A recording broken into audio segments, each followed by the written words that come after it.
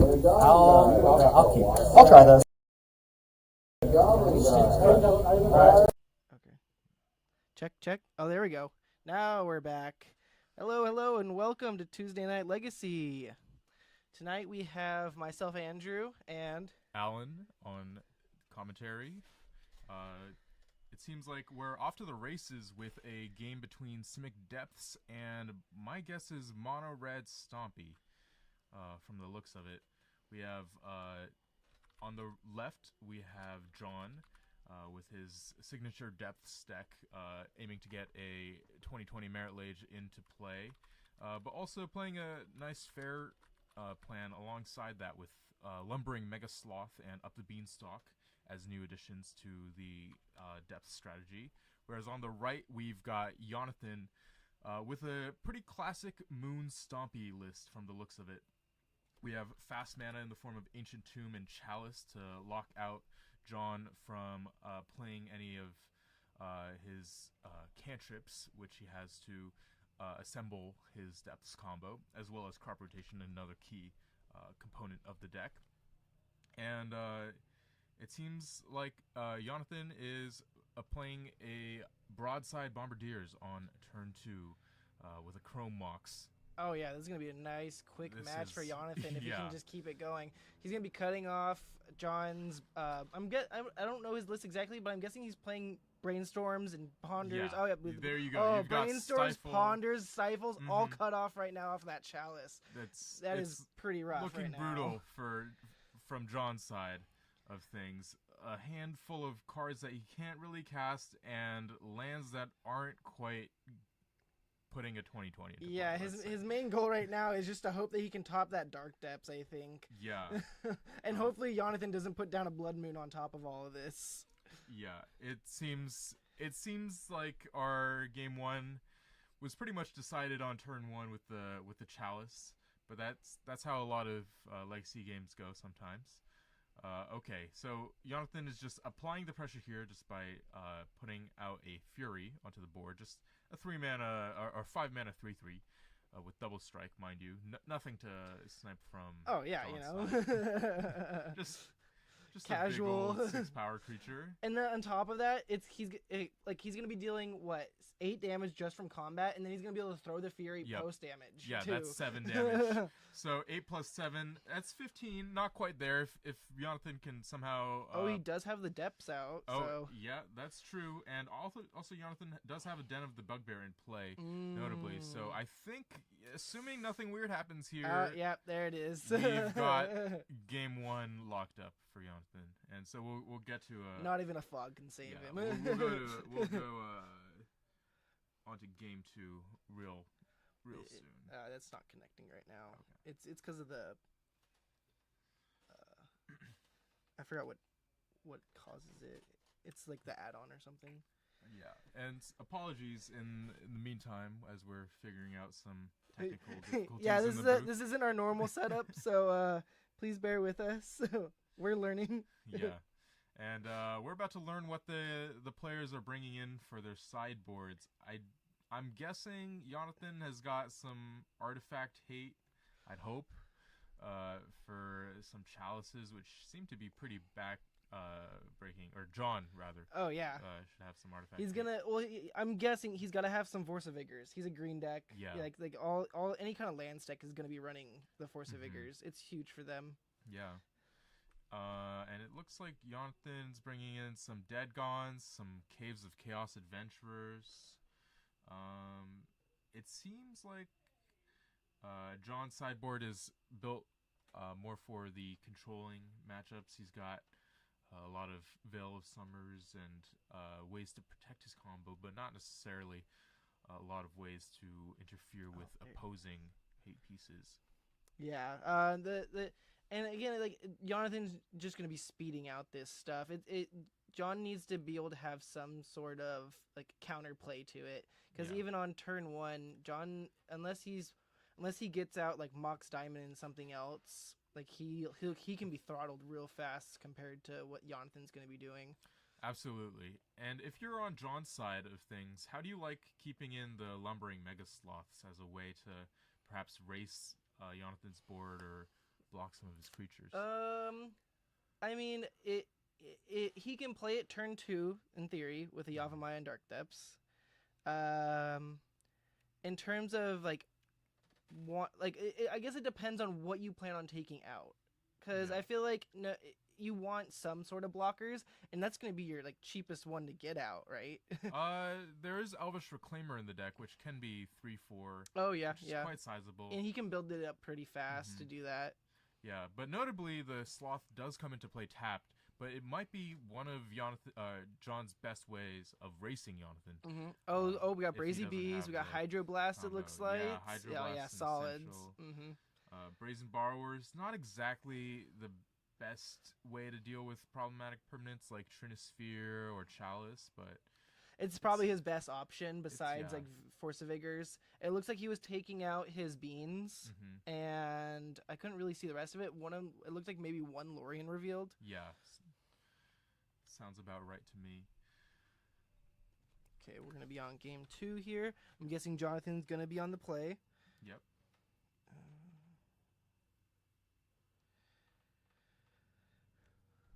And for Jonathan, he can like. I don't think he really needs to bring in. I don't know if he's playing any Pyroblasts. I know some of them kind of strayed away from it. It depends. Some play them, some don't in the Red Prison decks. But I don't think it's really beneficial for him to be bringing those in here. Like it's really not. Yeah, it's like it's gonna be a counter war between it, but like none of John's threats are blue. Yeah. What Jonathan's deck needs is velocity and disruption, and Pyroblast doesn't really fit into either of those categories. And yeah, like you said, John's deck is somewhat light on the blue cards. He's got and some dead gons. I could see that for sure. Yeah. I know that's something he definitely has in his sideboard, and he will be bringing in. Those are in the list. he has to have it for the Merit Lages, and it's also really good just to reset a Lumbering Sloth if he wants to get by it for a turn. Yeah. And a big thing about John's playing these big creatures, but they're only like one-ofs. And the big thing about Bombardiers is it has menace. It has menace and haste, so good luck trying to block it. It can be a very problematic card to get by. Absolutely. And so we see Jonathan keeping a 7, John having to ship a 6. Looked like it had too many sloths force and not enough lands to actually play the sloths out. So we're seeing him going down to 6, but this is a deck that can mulligan fairly well because, all you really need is getting the A+B into play, and if Jonathan doesn't have a way to answer a 20/20, we might just get ourselves a speedy game 3. Oh yeah. And it's like either Jonathan's gonna put down a lock piece, or John's just gonna get out his piece, his big beater before that. Yeah. Because once he gets it out, Jonathan has to have the dead gone, or it's over. Yeah. I might be mistaken. Okay, that's a Elvish Reclaimer. Yeah, Reclaimer. Oh, I think that's it looks like he has multiple. Got 2. Yeah. We got Trop, Thespian Sage. Oh, is that a pick your poison? That's what I thought. I think it's an Elvish Reclaimer. Oh yeah, it's an Elvish Reclaimer. I had the same inkling. It kind of has that same swirl. Oh, a Null Rod. Okay, Submerge and Crop Rotation. Okay. Interesting. I don't know much about Null Rod in this matchup. Yeah, I'm not too sure either. I guess the idea is you can slightly slow Jonathan down with his Chrome Moxes, but I mean, you see pulled to the front for Jonathan's hand, it's a Simian Spirit Guide and an Ancient Tomb. Those do not get turned off by Null Rod. So I think that might be a little too slow for what's going to happen here. Yeah, I agree with that there.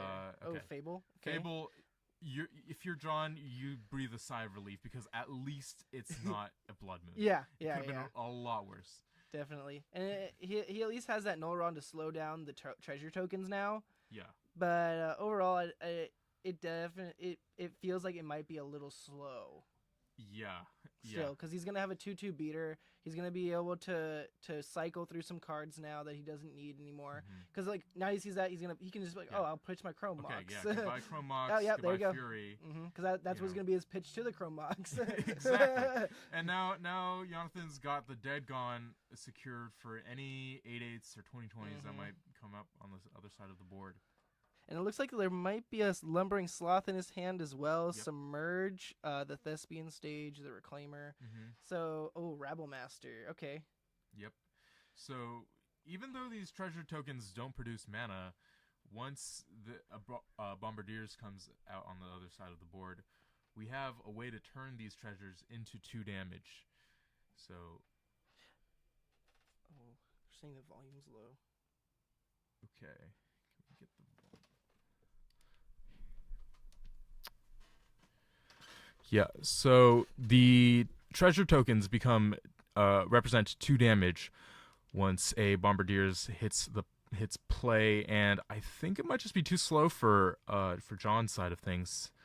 It's looking like, knowing that what he's drawing off the ponder is a crop rotation. If he has one piece of the combo, then it might suffice, but as it stands, John is facing the pressure and has to mount something, and he needs a Dark Depths with protection, knowing that Jonathan has the Dead Gone rolled up. So we'll see how the things play out. Okay.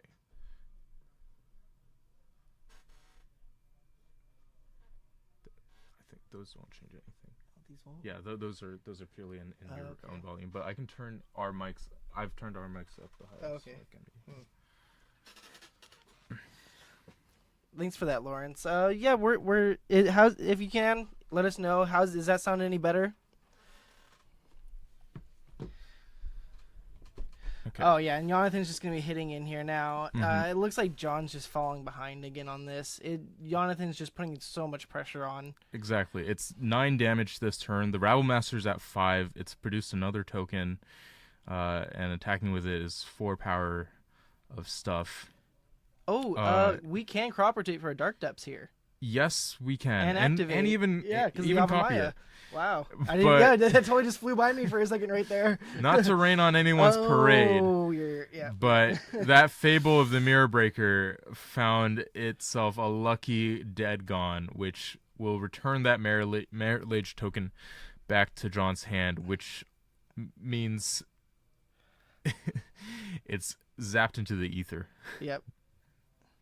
He's like, yeah, look, I have the Dead Gone. You get your token, I bounce it, and then you're taking all that damage. That's 9 damage coming at John. Ooh. Okay, so at a life total of 8, I don't think there is necessarily a way especially on one land now. If John had maybe submerged the Goblin Rabble Master before all this pandemonium happened, then there might have been a chance, because that way he would have been at 13 life instead of the 8. Yeah, I think an interesting play would have been you just crop rotate on your main phase to get your Dark Depths out. Play the Lumbering Sloth, because then he's just gonna be bouncing that, and then you can go into it, and then you're like, he's gonna be bouncing the Sloth, but you can just replay the Sloth again the following turn. Yeah, and then you at least have a blocker, and you have all your mana. Yeah. And these mono red decks don't typically run Wasteland, so that's the safety of doing it in your main phase, or versus at instant speed. But that said, it was 2 very fast starts from the mono red side, and not much that John could have done about it, sadly, except for, like you said, the Force of Vigors, the Brazen Borrowers, maybe to help with stem some of the bleeding, but. That was pretty an uphill battle. Pretty fast. Yeah. So in the meantime, we'll try to get a replacement match for you, as those were. That was really fast. I'm just gonna switch over. I'm gonna try to adjust some of the settings real quick while we're off.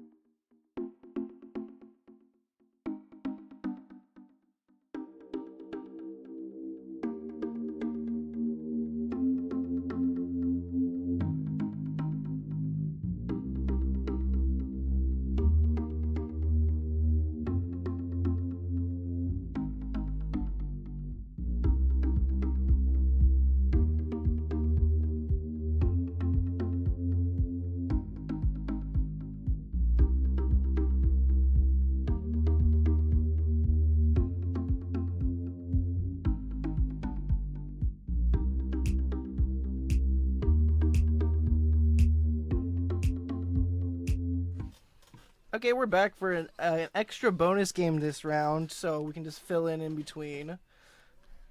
We got a feature match right here of Ben and Steven. We have Steven on a welder painter combo. Blue-red, I believe he's playing.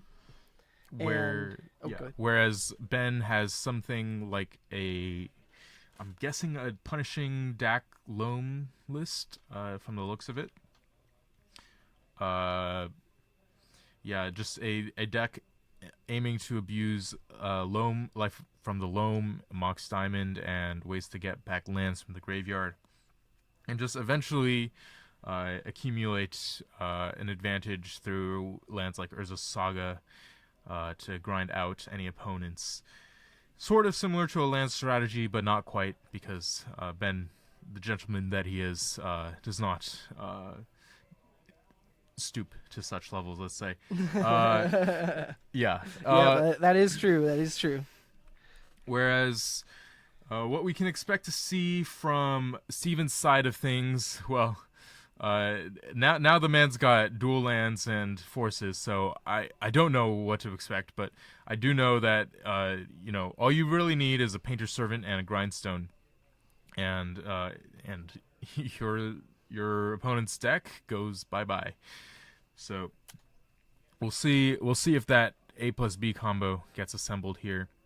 I'm assuming that it is okay. So 4-color loam from Ben.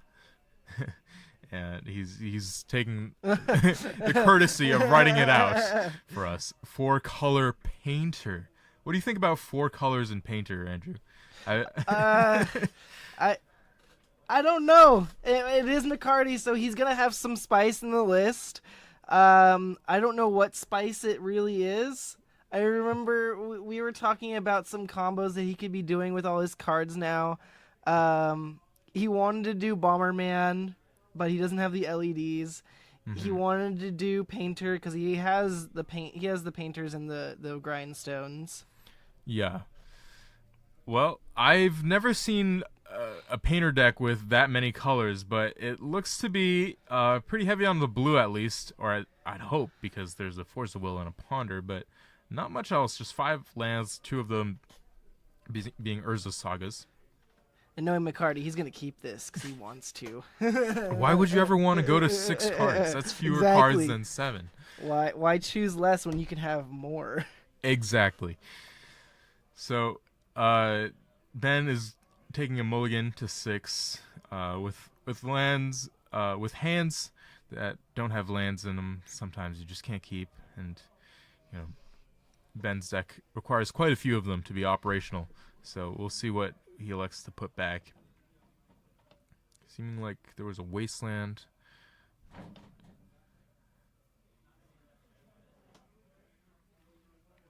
And we'll see what else. Looks like McCarty starting off with an Urza Saga. Always a juicy wasteland target.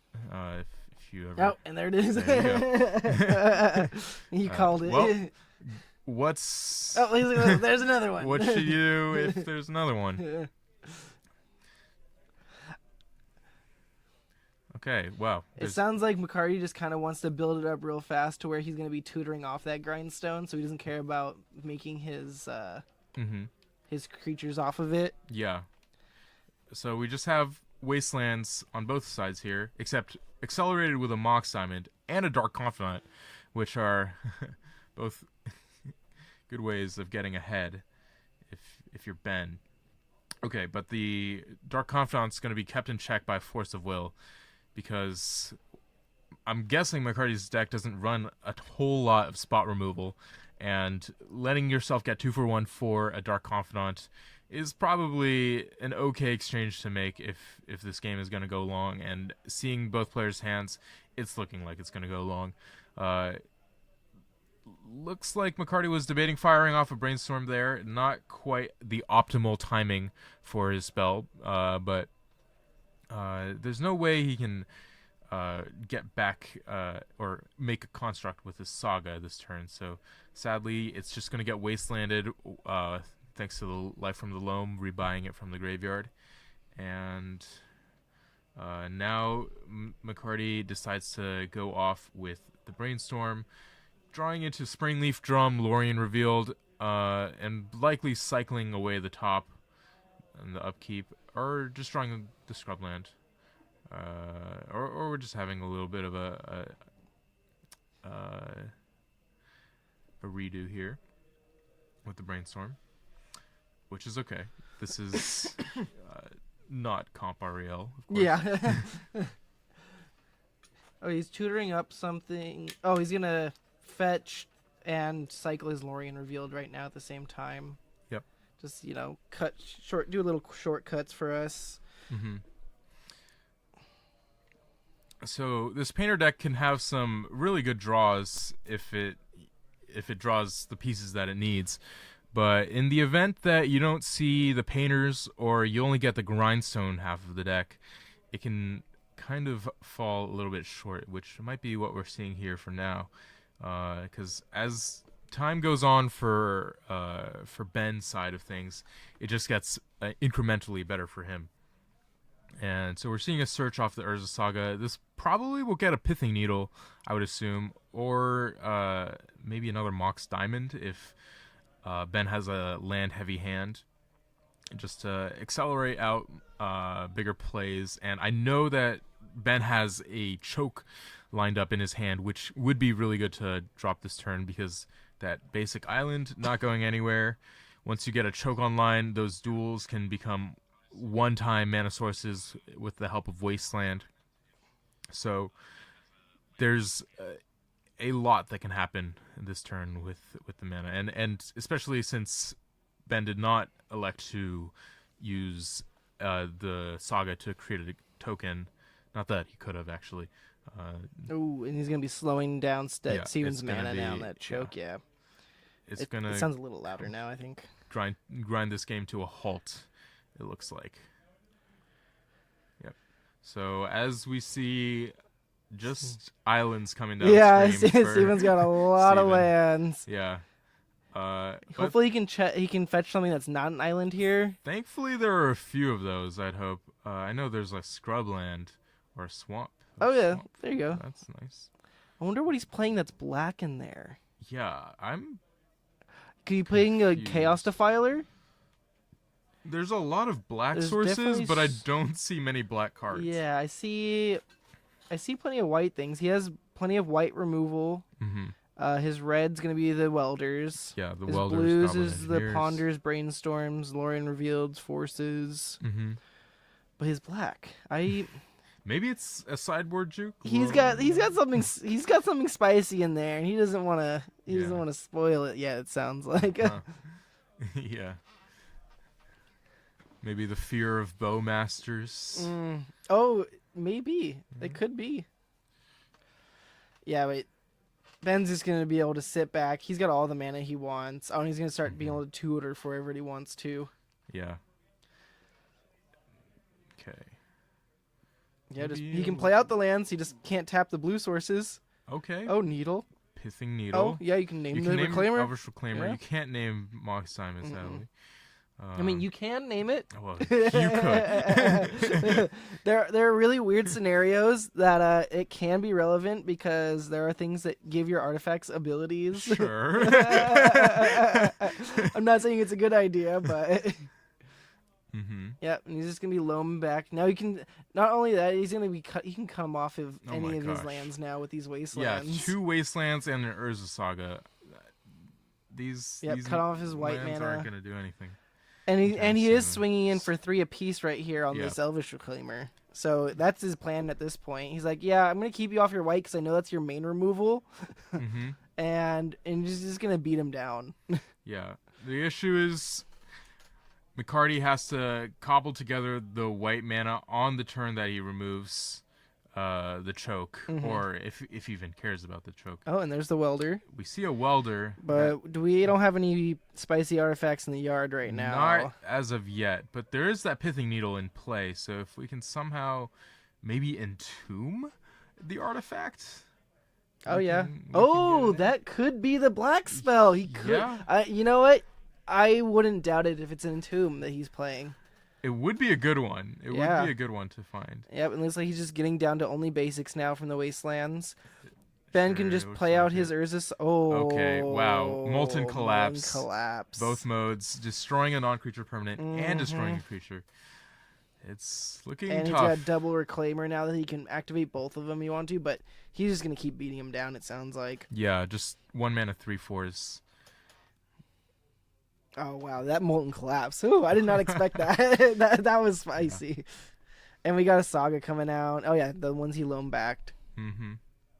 And the loan's there in case if he should ever need it. Mm-hmm. And this might just be wrapping it up here. Oh, wait. Mm-hmm. We got something. McCarty's not going to go down without a fight. Oh, what is it? Okay, engineer. Goblin Okay. Engineer. So he's going to tutor for... Let's see what he's going to get. Is he just going to go for the grindstone or the painter? Sure looks like it. I don't know what else you would want. Yep, there's the painter.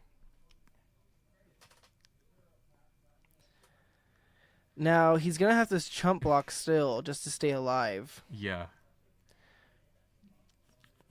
It's looking a bit rough, to say the least. I don't think there And I think is all he has left in his hand is a force and... Scrubland? Yeah, scrubland. Well, I'm of the belief that if you're playing a deck like Painter, the fewer colors, the better. You're already a deck so susceptible to Wasteland and any of those ways to attack mana bases in Legacy. Indeed. That the mono red or mono blue builds just provide a needed consistency. Oh, and there's the grindstone, but it's a little too late. Yeah. Oh, I hate the force. He's like, nah, look, I have this force of vigor. Hard casted force of vigor too. Yeah. Oh, rough match there. No pitch cost even. That choke and the molten collapse, those were like, ooh. Yeah, backbreaking. I wonder if that molten collapse was in the main or if Ben brought it in. We might see right here. I think he's playing it in the main because I think I saw him playing it earlier. Yeah. He's got quite the hateful package. Yep, for these artifacts.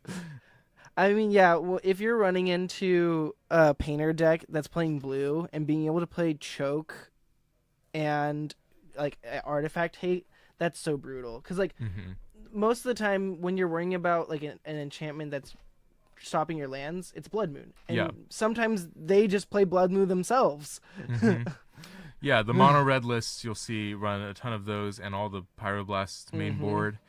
The mono blue lists I've seen have a good backup plan of just being an artifact stompy deck. Oh, yeah. You know, with I don't know if they've picked up the Simulacrum synthesizer at all. I was thinking of that because that like since he's playing blue, he could easily be playing the Simulacrum if he wanted to. Yeah. Just another way to generate a ton of Urza Saga tokens. Or tokens. That artifact is wild. I've seen some crazy games with it. Yeah, and the more you have, the better. Oh, there's a. Oh, so his sideboard. He's got some Pyroblast. He got Ren some. Ren I love Ren. Graph, you see his Pyroblast, Hydroblasts. Just your obscurities, you know, legacy staples like Scroll Rack and Ren the Realmbreaker.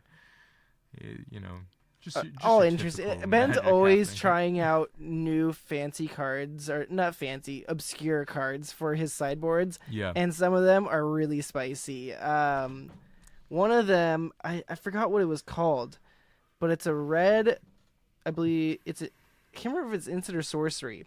You cast it and you sack X amount of lands, however many you want. Oh, yeah. And it deals damage to all creatures. Yeah. That's not new tech. That's old tech. That's old tech. Devastating Dreams, Yeah, Devastating Dreams. Yeah. It's not new tech, but Ben found the old tech and he played it against me one time. And I was just like, what are you doing? I haven't seen that card in I don't know how long. I had never seen it before you told me about it. But I know he's been up to no good with Greater Goods lately. Oh, yeah. Yeah. I can't remember what he was trying to sack with it, too. I think it was the Lumbering Sloths. Yeah, probably. That or Phyrexian Dreadnought. It was Phyrexian Dreadnought. You're right, because, you can sack it in response to his trigger. Yep. Draw 12. Why not? Yeah. It's a good card. I don't know why we're seeing these this is probably McCarty de-sleeving one of his other decks. It looks like maybe one of his affinity builds. Oh my goodness. But we'll get back to you guys once the next round starts. And hopefully soon. Yep, shouldn't be too much longer. Stick around for some more Paper Legacy. Yeah, thanks for coming. And let us know if we can improve the stream in any way.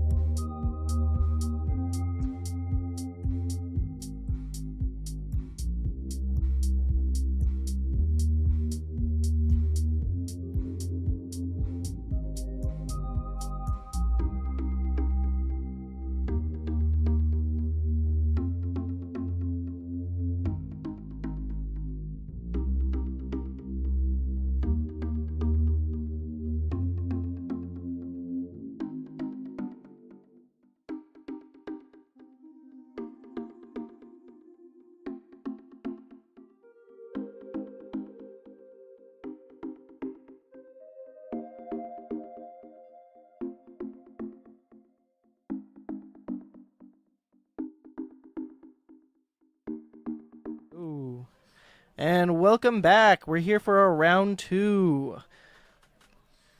We got Ben back. He's going to be on our feature match again. He's going to be playing his Rainbow Loam list. And we got Alex over here on Mississippi River.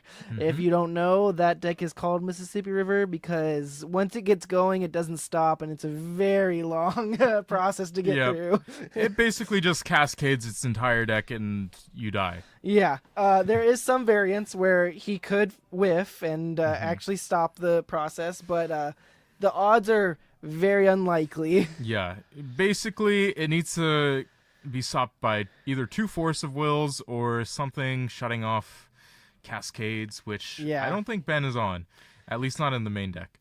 So we will probably get ourselves a quick match here, but as our players both know and we know, so we'll see.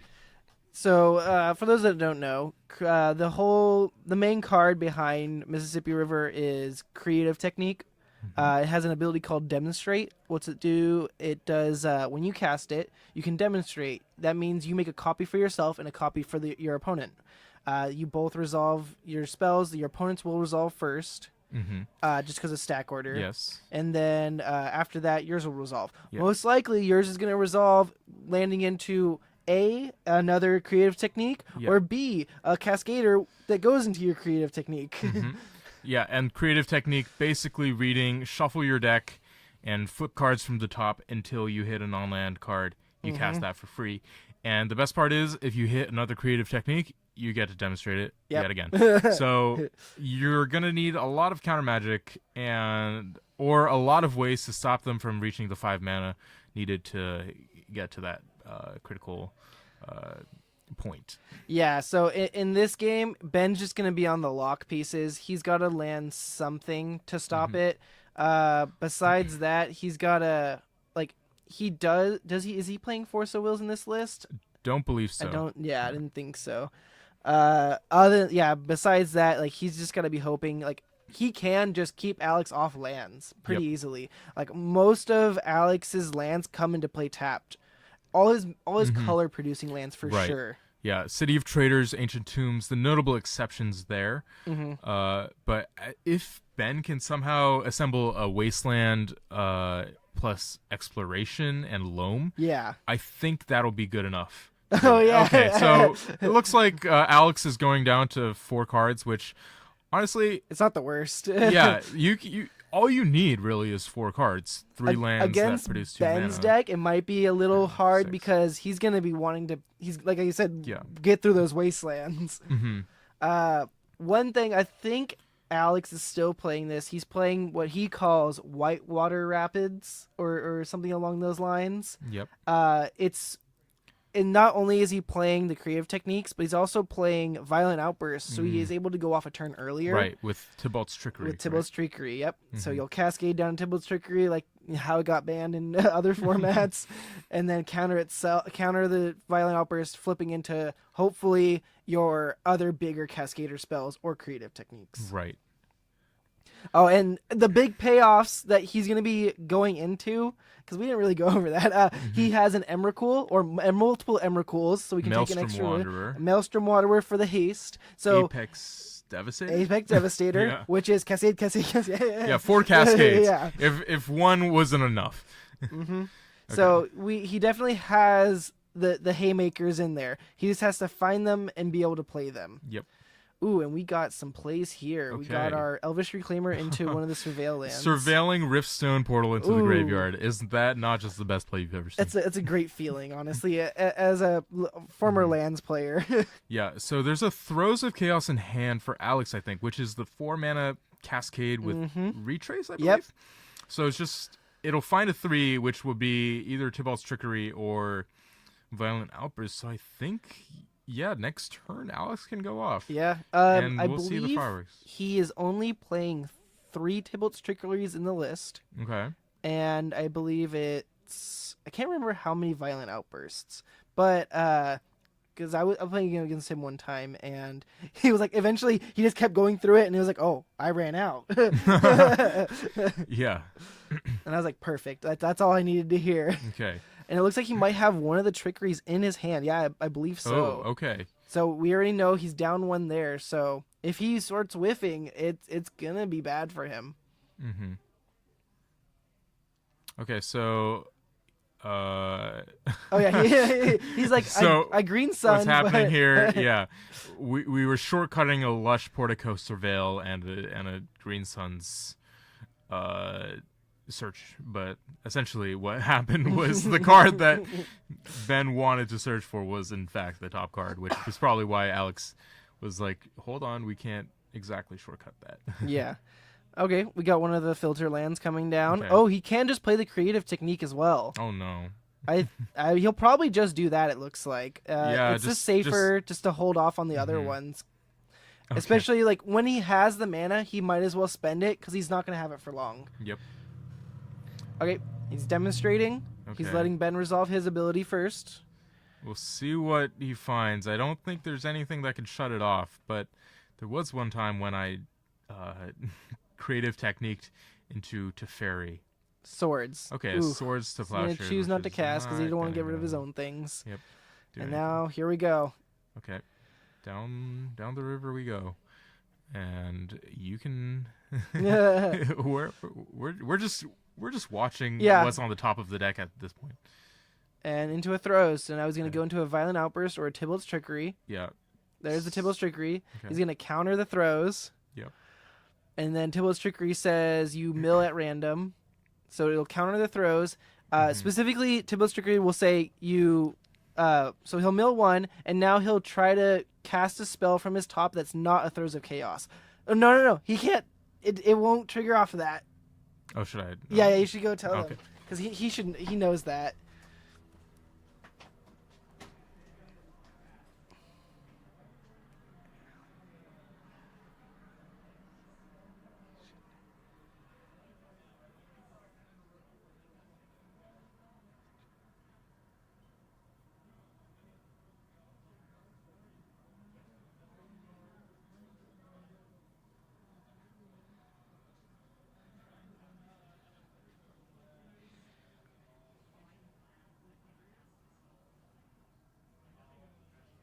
I believe since his deck was already randomized, like a proper way you could do this is you just shuffle everything again.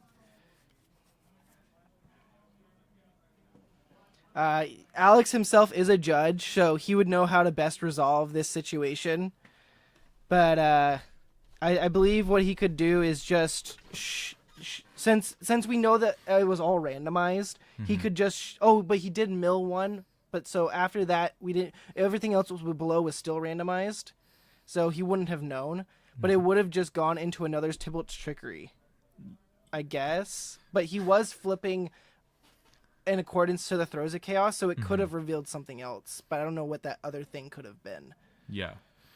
All right. So the players seem to have backed up to resolving the Tybalt's Trickery now, and. Gosh, this is a headache. It gets kind of messy when you're dealing with Cascade, and then in between Cascade you're dealing with things that just say reveal until you hit a non-land, and then Tybalt's Trickery that says reveal until you hit a non-land that is not that spell that you countered. Look, I've probably read Tybalt's Trickery 2 or 3 times before it got banned in all formats where it mattered. Yeah. And never looked back on the card again. I did not know about the fact that you can't hit the thing with the same name. You could have told me Tybalt's Trickery said 2 mana win the game. I would have believed you. I don't want to read that. Yeah, it's a long line of text. Yeah. It's almost like a Chains of Mephistopheles at that point. Yep. So there's a Carnosaur. Yeah, Charming Carnosaur. That's a card I know. Yep, so that one is not Cascade, it's Discover. Yeah. So now he's going to be discovering off of Throes of Chaos. Ooh, we are getting low on our Tybalt's Trickeries now, though. Okay, so this might go... Okay, well, so now you get a Violent Outburst. I believe he didn't continues. cast the last one, so I think it just puts it on the bottom. Okay, there's the Tybalt's And there's Trickery. the Tybalt's Trickery. So he's down to 1 more, I believe. So he actually is kind of whiffing here. Wow. He's only hit 1 big guy off of this, and it's the Trumpeting Carnosaur. Okay, let's mill something. Okay. I'm praying for Ben here, but Yeah, I don't like, think it. like we're hitting odds are in some. his Oh, favor. okay. Now, that kind of seals it. Once you hit the, honestly, once you hit the apex, Ben even knows. Yeah. Like cascading 4 times after that is just brutal. Yeah. Like you're just gonna be hitting all the big gut spells. Mm-hmm. And it's better just to shuffle it up because Ben's going to be on the play now. He's going to have his hate pieces in for it. And we're definitely going to see some stuff. Yeah, I hope there's like a Lavinia. Okay, there's Oh, Gaddock there, Teague. Gaddock Good. Teague. That's a good one. That's a start. And he's just showing Wait. Alex. He's like, yeah, that's all I got, Wish really. there could be more. I don't even know if this scroll rack is good enough. Mm-mm. Okay, there's just. I think Gaddock Teague. he's playing the scroll rack just for like loam value against control matchups. Especially since you can tutor it off of Urza's Saga. Yeah, I don't know what the cut will be, but it's probably going to be something like a Swords of Plowshares or a Minsk and Boo. I think Minsk and Boo is solid just It's a way to because get it's them dead. slow. Yeah. Oh, the scavenging shoe is solid Yeah. too. Yeah, I think that's a better one to choose because the Minsk can actually win you the game. Mm-hmm. The Scoos, it's just a 2-2 that you're Yeah. going to be getting, where Gaddock, he's just going to be a 2-2 as well. Too slow. Yeah, but a much more relevant 2-2. Mm-hmm. Yeah, so thinking about the swords, I think keeping the swords is still relevant just because there's this weird spot where Alex can be in where he doesn't hit the Emrakul, right? Mm-hmm. And so he won't get his extra turn, and he'll only have a Maelstrom Wanderer. Okay. And if you swords the Maelstrom Wanderer, then no haste, Yeah. and you'll get an extra turn from that. And Oh. I've recovered and been like I was playing a combo deck obviously at the time where I Yeah. was able to remove the Maelstrom Wanderer, Uh-huh. and then I won next turn and Wow. I was able to go Nice. off. But ooh, okay, so it looks like Alex doesn't have a fast hand. It's not 2 creative techniques and a bunch of big cascaders, Yep. but I think Alex is just A plan. and Alex's best plan to counteract that, as we saw, he brought in 2 trumpeting Carnosaurs, Mhm. and that's his main removal. Yep. Other Okay, than so that, going to 5 it seems, or maybe 4. yeah, trumpeting Carnosaur was a really good ad for the Mhm. Mississippi River deck, just because it's your Cascader, but it can also be a removal spell, Yeah. and you're not mucking it up by bringing in like all the other spells that you like need to be playing to remove people's like hate pieces. Mm-hmm. And it's not even a spell you're casting It's to nice, do it. yeah, because you can't get it countered. Mm-hmm. Unless Like, it doesn't get stopped by Thal. It doesn't get Yeah. taxed by Thalia's. It doesn't get stopped by Lavinia's. Mm-hmm. If you needle a trumpeting Carnosaur, can you still do it? I always forget that. I don't think you can. I think it's considered an activated ability. Yeah. Like just like cycling, right? Yeah. Yeah. Okay. It is essentially a cycling. Mm-hmm. Yeah. Okay. It's basically channel. Yeah. Yeah. And you can shut off channels with Mhm. Yeah. Good to know.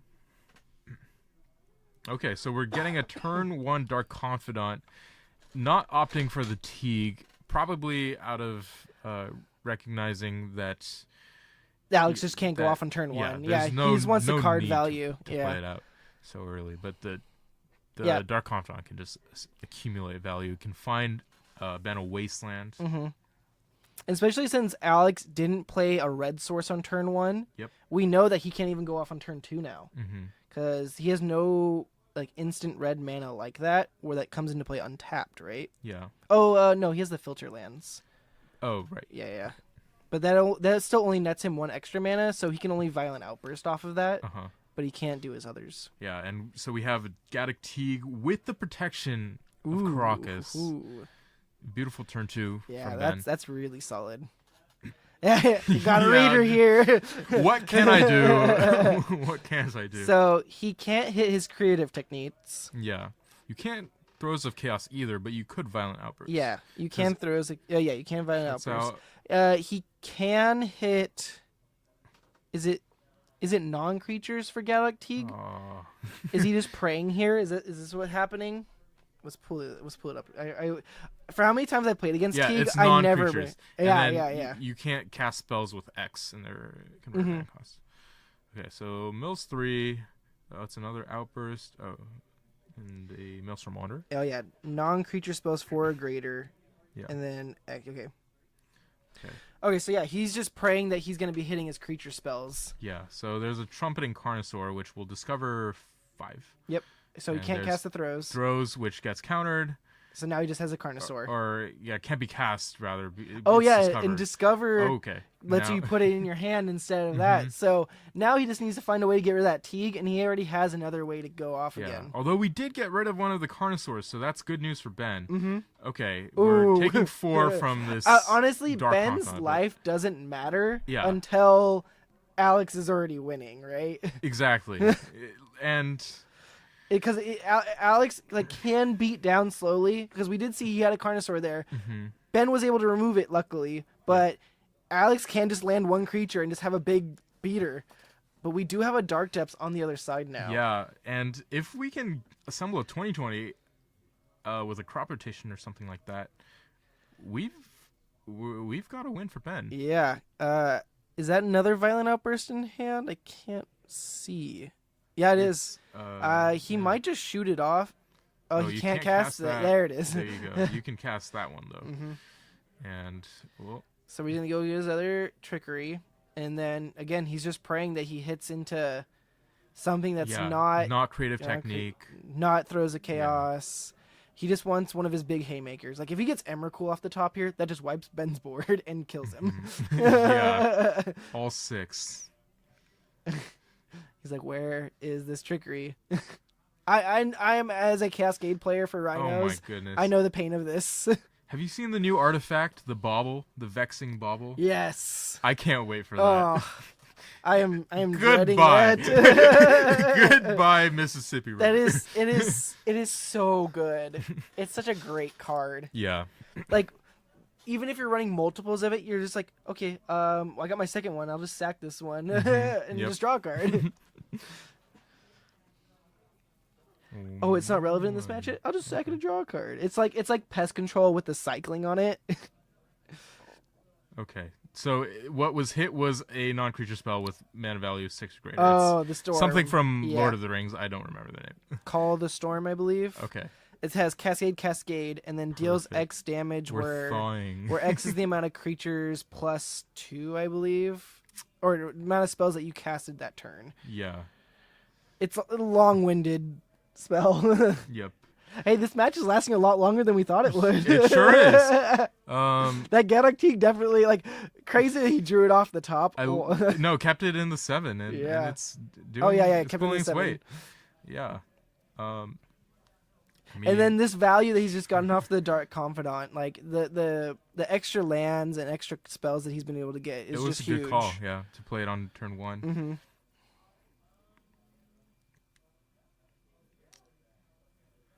And so Alex is taking his time to develop his mana.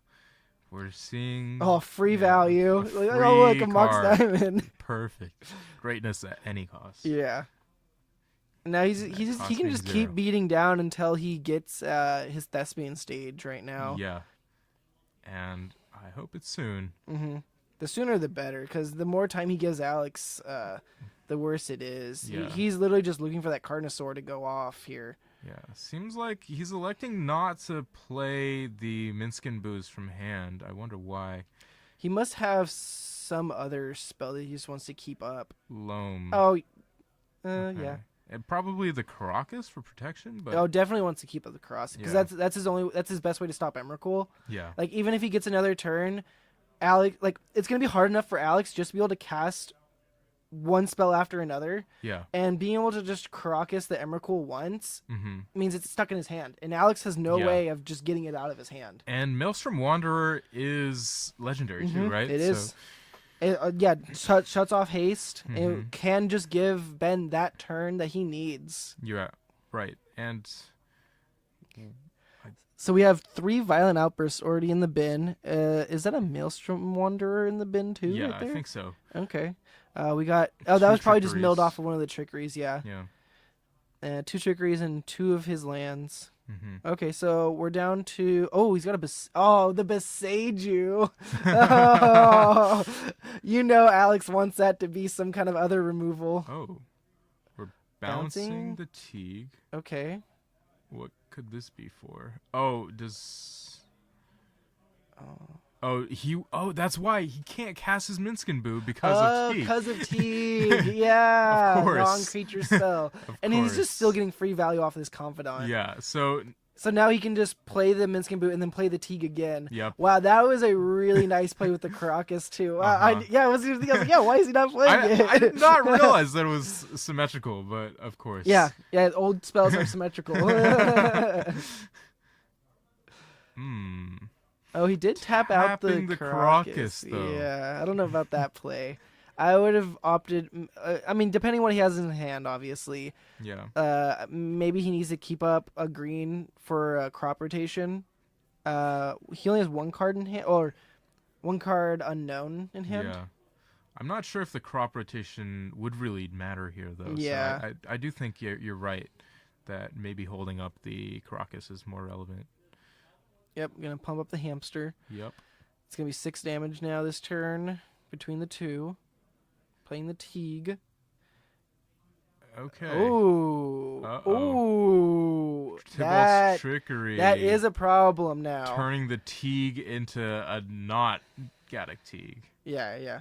Okay, so he's gonna mill 2. Now this is actually a problem now. The Teague's gone. Okay, so bouncing the Teague might have been a little greedy here. Yeah, it might not have been. Oh, into a swords. That's a swords again on flipping off of something off the top for Ben. Yeah. Like, between the creative technique and the trickery now. Oh no. Oh. Did this just slip away? I think it did, because Alex has one more trickery, I believe, to go into. Mm-hmm. I was gonna say, I think Ben has the second Minskin Boo, but nothing big enough to fling. Mm-mm. Oh. Ooh. Oh wow. And concession from Alex did not get there. Maybe he is only running 3 trickeries, because that was all his trickeries right there. He was just banking off of a technique off the top, I guess. Yeah. Or that, or any of his 6-drop Cascaders. Mm-hmm. Wow. Okay, Ben, we're back in the game. By the game margins. 3. I don't think we're gonna see Ben bounce his Gaddock Teague again. But after seeing that, he's got the fear in him. Yeah. But we did get a game 3 now. Wow. Surprisingly, yeah. But now Alex is on the play, and he knows what to expect now. He's like the same deck with one Gaddock Teague. Yeah. I mean, Alex just needs to go off on turn 2. Yeah. And if he doesn't, Ben has a chance to get out his Gaddock Teague again from a green sun. Yeah. Just wants to have one of those fast starts with either throws or... He can't even cast the pyrokinesis that he brought in. Oh. I just saw it peek out there. No. That's brutal. Well, pyrokinesis still is all right. Oh yeah. If there's no Gaddock Teague in play. It just sucks because the one thing you want to use it for removal, you can't, right? Yeah. And is this deck no longer running? What's it called? Odawaras anymore? They were, but he might have cut back. Oh, actually, no. Yeah, I don't think he's playing any blue anymore. Yeah. Because at one point they were running Otawara and they were running the Chrome Shell Crab for the counter. Yeah. Mm-hmm.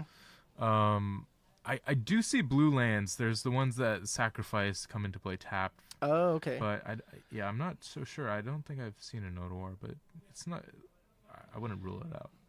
Yeah, because this deck used to run like all the utility lands that it could basically, and all the sack lands. You needed to. Mm-hmm. Or depletion lands. Yeah. Sorry. We got Pyrokinesis, Creative Technique. I think that was a throws. Emrakul in hand though. Tombs. Yeah, and that's a Crystal ship. Vein, looks like. Yeah. It looks like he didn't have any colored mana. Yeah. He had plenty of cascading spells to get him there, but just none of the mana to do it. Mm-hmm. And yeah, he can't just be sitting there playing like a Crystal Vein or an Ancient Tomb and just passing the turn and just hoping that he draws into it, because it gives Ben so much time to prepare. Yeah, and Mississippi River is really like one of those decks, kind of like Tron in Modern, where you need to have, X lands and then the payoff. Mm-hmm. You need a plan to you mulligan a lot. Yeah. But that said, you don't necessarily mulligan that badly, because all you need is just those right pieces and something big at the end of it. Okay, yeah, this hand, it's got the colors. I see a creative technique. Mm-hmm. Ben's just mulling down to, I'm guessing, a fast. He needs either a green sun and a Mox Diamond and 2 lands, or. You want that turn 1 Teague. He needs to Teague out as fast as he can, because if he's not, it's just too slow. Yeah. And sadly, none of the other common hate bearers that Ben runs, like Orcish Bowmasters, really do anything against Mississippi River. You're not drawing extra cards. You're just casting. Like Mississippi River doesn't care about artifacts, so his oofs aren't anything. Yeah. He's got. Every time I see those swords, I just feel bad. Okay, well, there's a wasteland as an Elvish Reclaimer, maybe 2. Honestly, the wasteland. It's a good plan. It's a good plan. Yeah, it's better than honestly. He doesn't want to keep mulling down. I feel him there. Okay, he's just gonna go Reclaimer. Because Alex could go off this turn with there's a throws. Yep, he's got a throws. Seems like it. Okay, now let's just see what happens. Yep. So this is not deterministic, but it's almost close to it. Yeah. Okay. Okay, so here we go. He's gonna counter the throws. Yep. So it looks like he's gonna mill 2. Got land and call. Mm-hmm. Because like he could easily just hit like a pyrokinesis off this. Oh, and there's Carnosaur. Okay. Well, the So Carnosaur could still hit something bad. Yeah. Oh, look, it was 2 cards away from the pyrokinesis too. So this is gonna hit Throws of Chaos. It could hit Tybalt's Trickery. Well, then and there's the creative technique. The creative technique pretty much seals the deal. Yeah, unless he's gonna be whiffing off of like more cards here. Does he want to demonstrate? He's thinking about it because he's afraid of Ben's deck. Yeah, it's whether or not he's doing it. Whether or not Ben is lucky enough to hit that Teague that he needs. Yeah. At this point, actually, I don't even think the Teague matters. Oh, because they're already cast. It's they're already on the stack. It doesn't matter. And the Carnosaur's already resolved too. Yeah. So he already has a big guy down. Yeah. Okay, here we go. Let's see it. Minskin Boo. Boo. It's Okay. probably one of the better things you can hit, but not in this case. Yeah. Okay, and now Alex is going to be resolving his. And I'm guessing Ben will just scoop if Alex hits another big haymaker. Yeah. Great display of Ben on game 2 for sure. That was some solid gameplay. Okay. Oh, yeah, another creative technique. And I don't think Alex really needs to demonstrate it now at this point. He might. Oh nope, he's just gonna resolve it. Yeah, better safe. I have taught him not to keep demonstrating because I had him down to 2 life and he let me demonstrate and I had a fire on top. No. A fire ice. I literally just sat there and was like, oh. Okay, well that's an Apex then, Devastator. That's 4 Cascades. Yeah. And that wraps up our game 3. Surprised we even got to this point. Yeah, no, that was a solid games. Yeah, that very end. I had been led off the wasteland. I don't know. It's hard to say. You kind of want to have that pressure in, but if we're looking at Ben's hand, he had a tap land, an Urza Saga, and the Savannah. Yeah. So even if he was trying to get down the Green Sun Zenith, he was a couple turns away. He didn't have the Mox Diamond. Yeah. I feel like maybe just wasting because it was a red source, so I feel like maybe since it's a red source, I feel like it's a go ahead. Like you might just want to waste that because you know something's gonna come off next turn. Right, because a turn 1 Elvish Reclaimer doesn't really accelerate you, and are you winning more games by playing the Elvish Reclaimer on 1, or are you losing more games by letting them have the mana? They need exactly. So, and like River just needs its mana to function, and if you're slowly cutting it off at least, get that land light hand maybe, and then slam the Reclaimer when you know things are safe. Yeah, because we don't know how many just lands even red sources Alex had in hand. Yeah. So if you're cutting him off of just 1, that could have just been his only one in hand, or it could have been he had a filter land and the ancient tomb or something like that, and slowing that down at least. Yeah, you know, of course, hard to say in the moment. Hard to say. But yeah. Okay, well, we'll be coming back for our round 3. Thanks for tuning in. We will see you guys in a bit. Yeah. Should we still get a backup bet? See how everyone's going right now.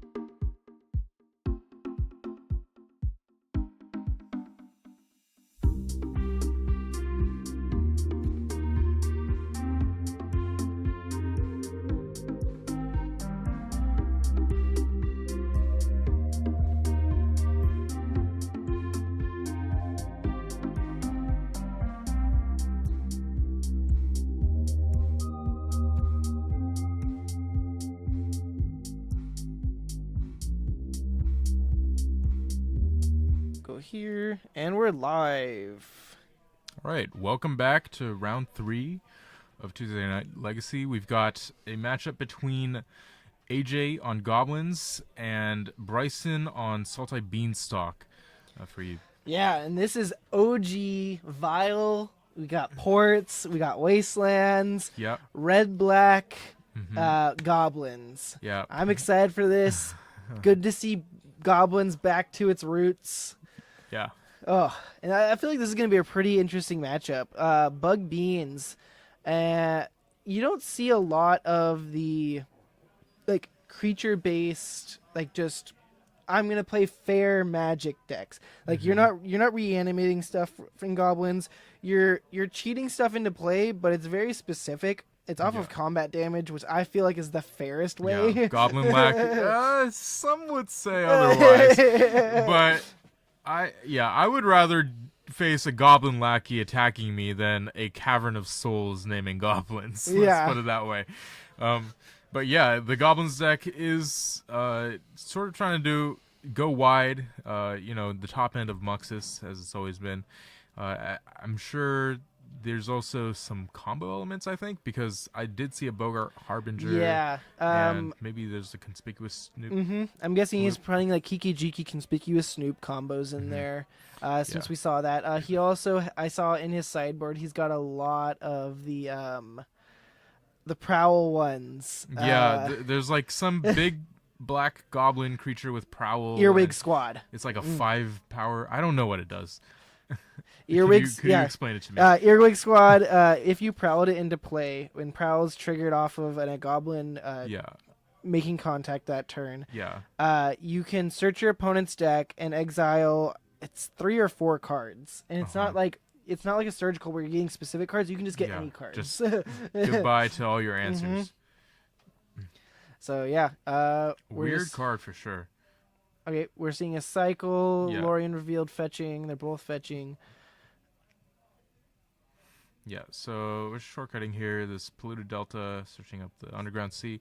Yeah, but Bryson's deck, on the other hand, is loaded with removal. Oh, yeah. And not just removal for creatures, but for non-land permanents too. Yeah, like we got Witherbloom Command. That's going to be the nice biggest one in this matchup. matchup. Yeah. Yeah. And being able to hit Vile and Lackey is huge.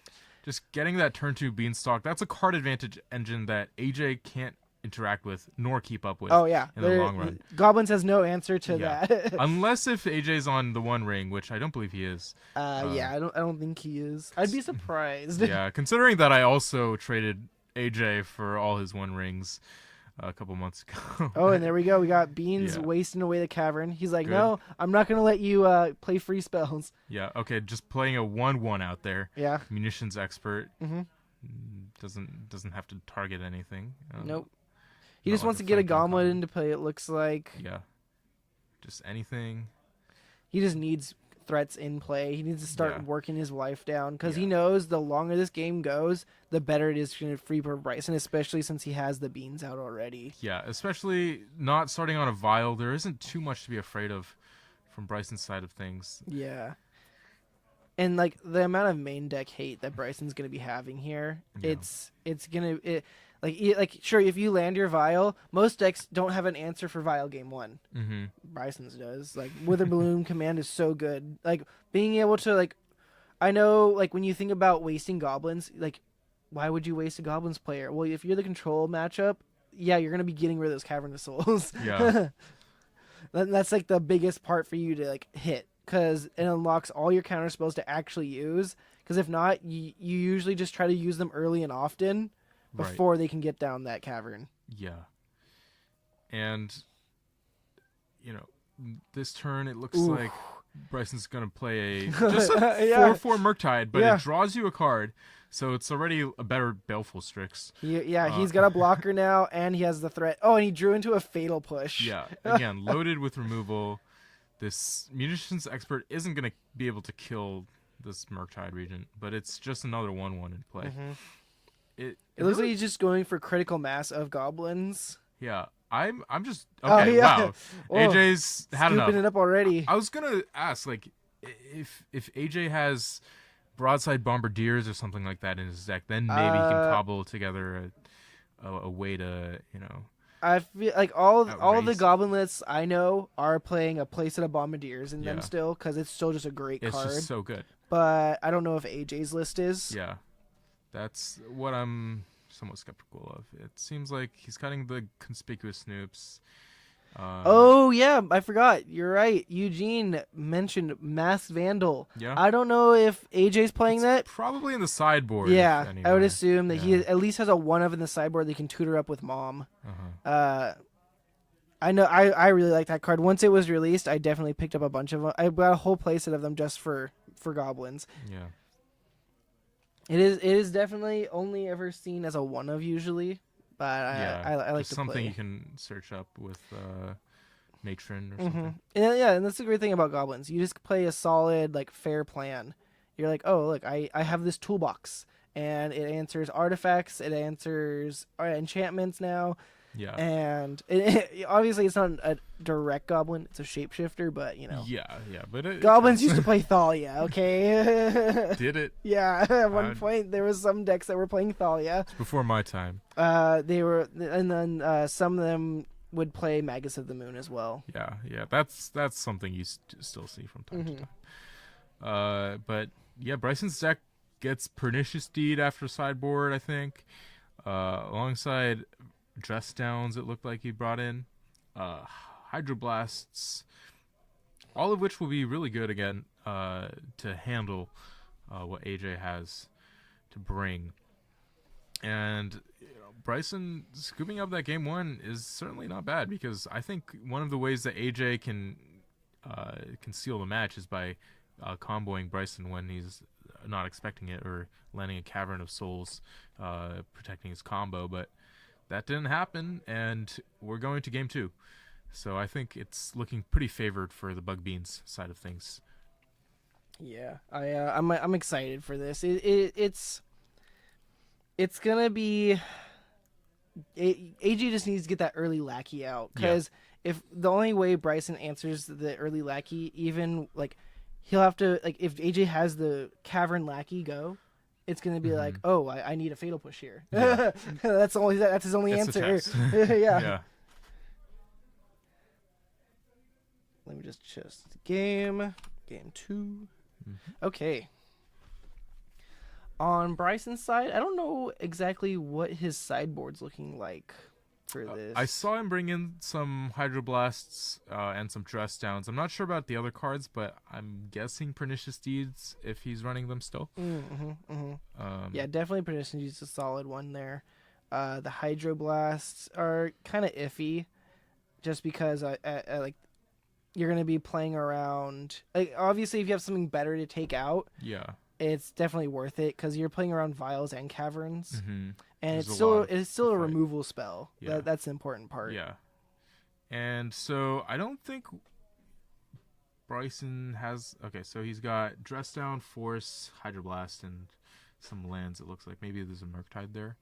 But AJ's going down to 6, so we'll see if he keeps that hand with the Lackey and Cavern, as we talked about. Oh, but I see AJ brought in a Blood Moon. And is that a nice. Simian Spirit Guide to accelerate it out on turn 1? Really? That Oh, might- that's interesting. That might be. But I see a Muxus. oh, on that's the the Muxus. yeah. Yeah. Muxus. So many Is that a arts these days. Lightning Bolt? lightning bolt? No. No. What is that? That is Vice that. I Progress? think that's Goblin Matron. It's just a really weird version of Oh, it. okay. It's a really ugly version of it, in my opinion. We got Ancient Tomb Wasteland. Okay, Ancient Tomb Wasteland. That doesn't cast. Yeah, it's no red mana, so the- he's just relying. No. Oh, he just got lucky there. Yeah. He'll Lucky probably. than good. I'm guessing he's just gonna keep holding up this Wasteland for when he fetches. Yeah. Oh, But, okay. okay, so this is going to prompt Bryson to start fetching. Yeah. Um, Oh, Hydroblast. Yep, yeah. there you go. And maybe he can search an island? I don't know how many basics Bryson's actually running. That's the I'm problem. Assuming he's got a basic island and a basic swamp. Okay, I see. Yeah, I saw which the is swamp and there's the likely, island, Yeah. and that's I don't think he's running a basic forest. I don't know, but yeah. I know for sure he had a basic island and swamp. Yeah. Deck does not run a lot of basics, and oof, yeah, it definitely needed it there. Mhm. certainly nice to have. But we'll see what the follow-up is for Bryson. We got okay. Now I see There's the a rest of the hand. beanstalk, so it would be nice to have a basic force to play right now, but it looks like it's just gonna be this tropical nice. island that's. Yeah, as long as he can not have to fetch off this polluted delta. Yeah. The longer he holds it, the better. Yeah, and he drew the basic swamp too, so nice. the black source is secured. Mm-hmm. Okay, we got Lackey. Lackey. And then in hand, I saw Kiki Jiki, Muxus, Goblin Matron, and then beyond that, I don't know. Okay, well, I've been keeping track of Bryson's hand, so that works out because it seems like he's got a dress down and a force. Whether or not this Lackey resolves, it remains to be seen, but if Bryson can put down this Murktide Regent, then it's not too much to worry about in the way of another Lackey hit. Okay, so if that's Goblin Matron, which it sure looks like, I'm pretty sure it it's is. 3 mana. Yeah. There. Now he's thinking here. Yeah. So I think he just lets it resolve. Yeah. Like you're not like AJ does already have the threats in hand, but Mhm. Bryson doesn't know that. Yeah. But I don't think Bryson's worried about the threats that he's getting in his hand. He's more worried about the threats in play. Yeah, and Bryson has a ton of time. If there is a dress down there, Yeah, he okay, and there's the Earwig squad. yeah, that's the one that exiles things. Mm-hmm. Yeah, even if he just wants, he can just go swamp next turn and then go to combat and then dress down the trigger. Yeah, Like let the Lackey make combat damage, and then if he puts on the Muxus, you respond to the Muxus. Oh, wait, that- no. He has to do it before the damage, so he has to No. He can let the damage trigger happen. Yeah, but he has to respond to that trigger, so then Yeah. AJ can decide not to. Exactly. I forgot about that. Yeah. So you probably want to do it preemptively. Mm-hmm. Yeah, just do it before damage then, Yeah. and then he doesn't even get a trigger. Yep. And so that seems to be the play from Yeah. Bryson. Just holding up the dress down. Is that another beans in hand? Uh, Oh, yep, there's the dress might down. have been.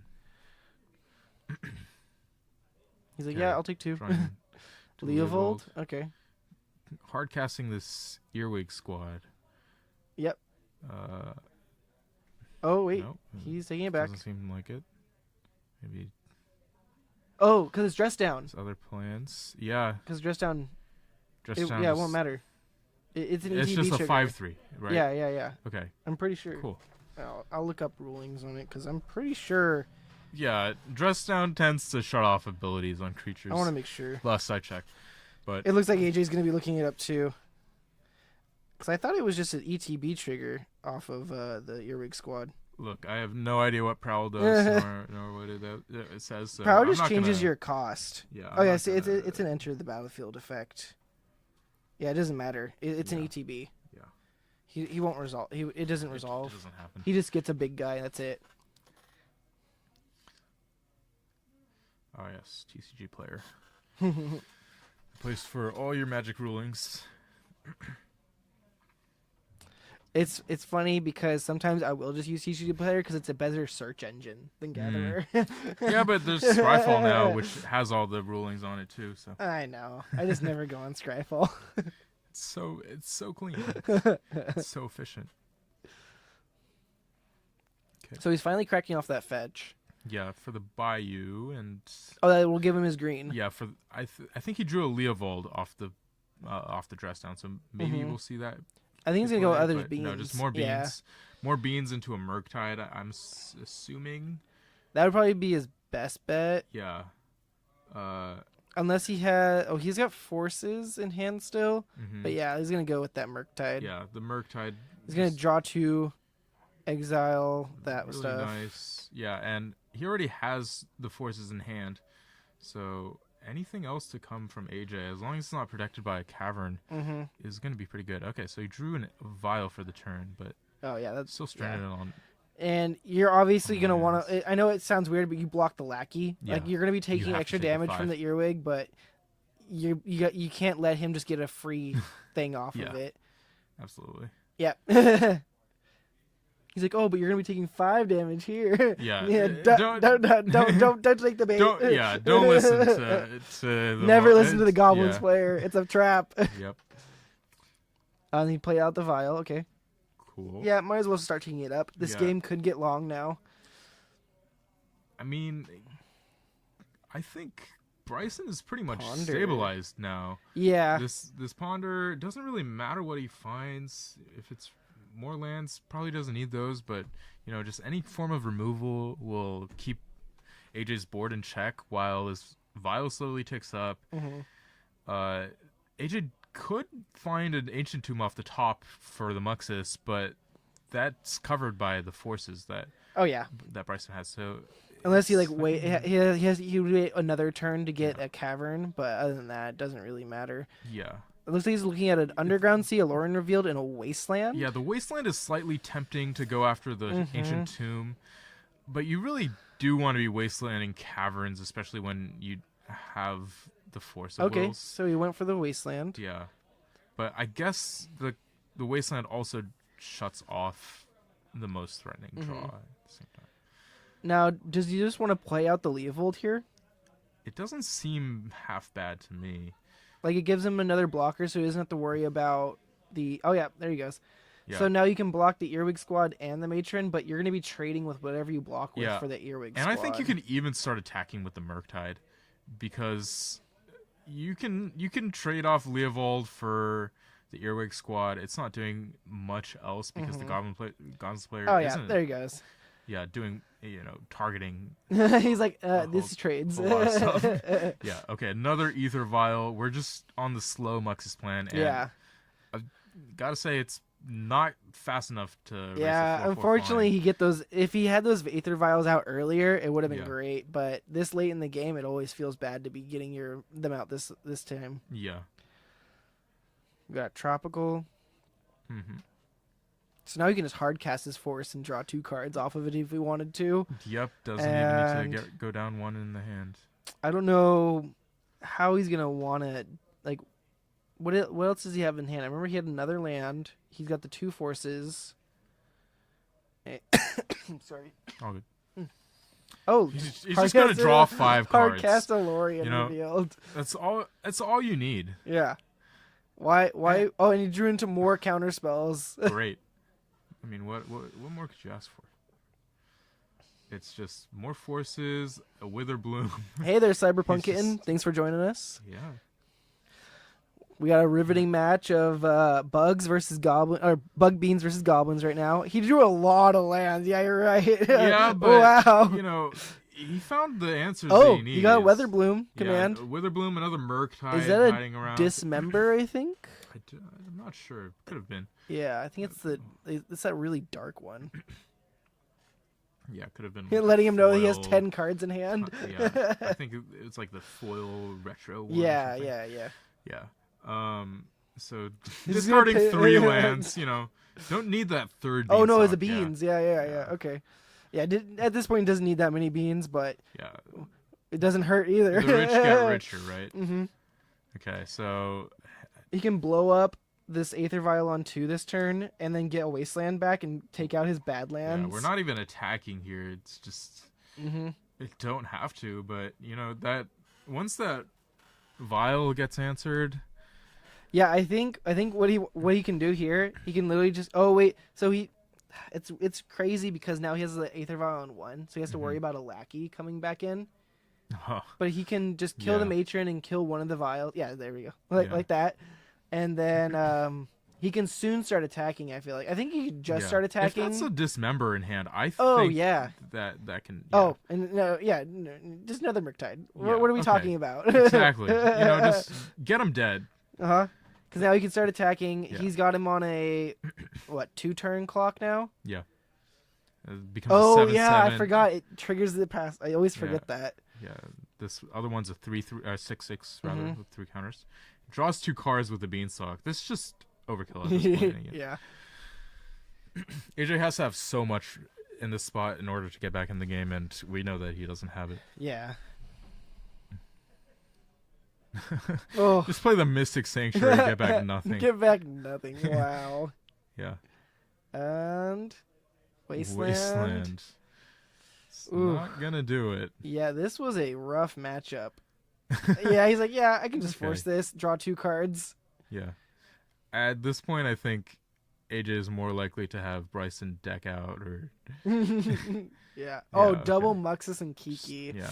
Ooh, okay. Terrible hand. Wow. Yeah, that great displaying of bug beans, you know. Yeah, that deck is just so grindy. Yeah, unstoppable once it gets its pieces online. Oh yeah, I forgot it has Orcish Bowmasters too. Yeah. Yep. Say goodbye to your lackeys. Yeah, he even had a murderous cut in hand. Sing Scourger. Beautiful. Yeah. Okay, so that was the black card that we're trying to identify. Oh no, that is the Dismember. That is Dismember. Oh, that right there, that's the murderous cut. That's the Dismember. Yeah. Had all angles covered. Mm-hmm. He had so much removal and counter magic, it just didn't matter. Wow. That was an impressive display. We'll see if we can get another game on here in between, just so we don't have some dead air going. We'll be right back in a second.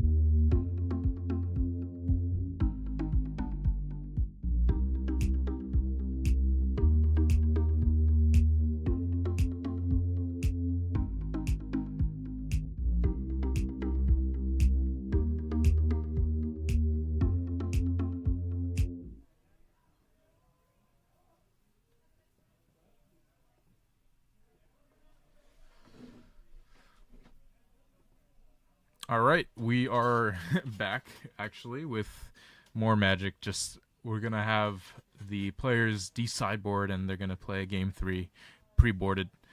So yeah, we're gonna have some more content for you to watch as the other rounds finish. Perhaps with another try or a fast start, AJ can get off the ground and show us the true power of goblins, as we didn't really get to see that display happen in the last 2 games, but you never know. With a goblin lackey on one or a vial, there can be fireworks.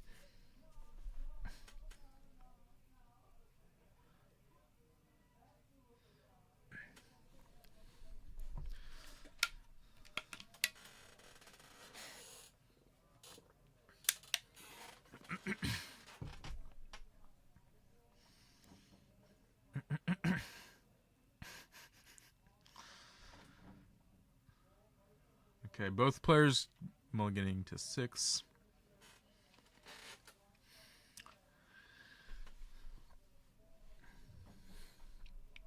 My assumption is that in pre-boarded games that Bryson's deck mulligans a little bit better than AJ's, just because he has a better late game plan, but you know, all AJ needs is a couple of the right pieces, and he's off to a fast start. And one of those said pieces would be Goblin Lackey. I don't seem to spot one in his hand. It seems like a matron, some lands. But it's really key for Bryson to have the Bowmasters if he's on the play, because that just simply sweeps up the Goblin Lackey if it gets to attack, and then produces 2 bodies for any future ones in play. Searching the basic mountain, because Bryson does run a ton of wastelands and a lot of ways to get them back. We're just going to get a mountain and pass, playing around Stifle even, which is a card that Bugbeans runs from time to time. Okay, we're seeing Bryson's Thought Seize. Gonna take care of whatever AJ has, and it's likely gonna take one of these Goblin Matrons, is my guess. Bogart Harbinger, all it does is search it to the top of the deck, whereas Goblin Matron replaces itself, so technically that's a 1-for-1, whereas the Harbinger doesn't actually go card neutral.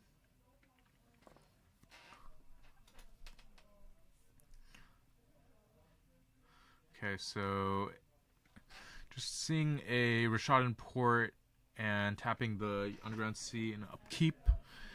We're going to see it being used for an island cycling on Lorien Revealed, grabbing the Trop. How's this game 3 starting off here? Slow from AJ. We know his hand has a two Goblin Matrons in it and a Wasteland, I think. But tons of lands for AJ, not a whole lot of action, and so he does have this port going on, so that's pretty solid. Slows down Bryson's somewhat, but he's just gonna play a Trop from hand. Yeah, as long as he keeps playing lands, it really doesn't matter. Yeah, AJ's got to be putting on some threats on top of this. Like port's really good after you already have something in play. Yeah, sadly, Rashadan Port's seen better days than the current state of Legacy. Mm-hmm. And I don't even think. Okay. He's gonna go for the Wasteland this turn, but I was gonna say, like, AJ might just be better off playing that Ancient Tomb and playing a Matron off through a daze. Yeah, that is a pretty solid play, I think. With Bryson being able to dig through his deck this much, it kind of hurts, like, the Goblin's plan of, like, mana denial at this point. Yeah, and we know he's got more lands rolled up. If he finds a Loam, all of these Wastelands and ports are kind of gonna be for nothing.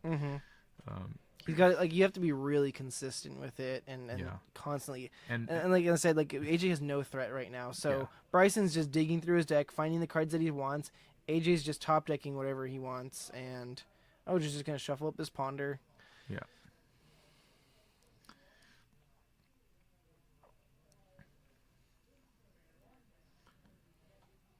If AJ could have, like, turned one to Lackey out and then followed up with the port, I can see that just being even fantastic. A Vial would have been threatening. Oh yeah. You know, there doesn't have to be anything in play. Just, the threat of ticking it up. Yeah, like especially with Vial, where you don't have to worry about your mana anymore, and then you can just be actively spending it on the pieces like this. Yeah. So we're gonna get that, and like every time that it's been the land has been tapped, Bryson has just been able to make a way to use the mana. We went from a Lorien Revealed for it to what else did he do? Oh, one turn he actually got it tapped down, but that didn't matter because he had to Ponder that turn, and then he's got to Ponder the turn after, and then now a Brainstorm in response to it. Right. So it's just no issue for what Bryson's putting down, and he's just gonna develop his mana. He's just tutoring up Badlands off of his fetch. I think he can even just play out this Murktide at this point. Yeah, might as well. Yeah, if AJ's not, AJ just needs to start getting stuff down. Yeah, he's got the mana. Because this mana denial, like, that's a big thing. Like, Delve doesn't care about your mana denial. He only needs 2 mana to do it, and he's got 3. Okay, he's gonna Mom. There you go. Yep.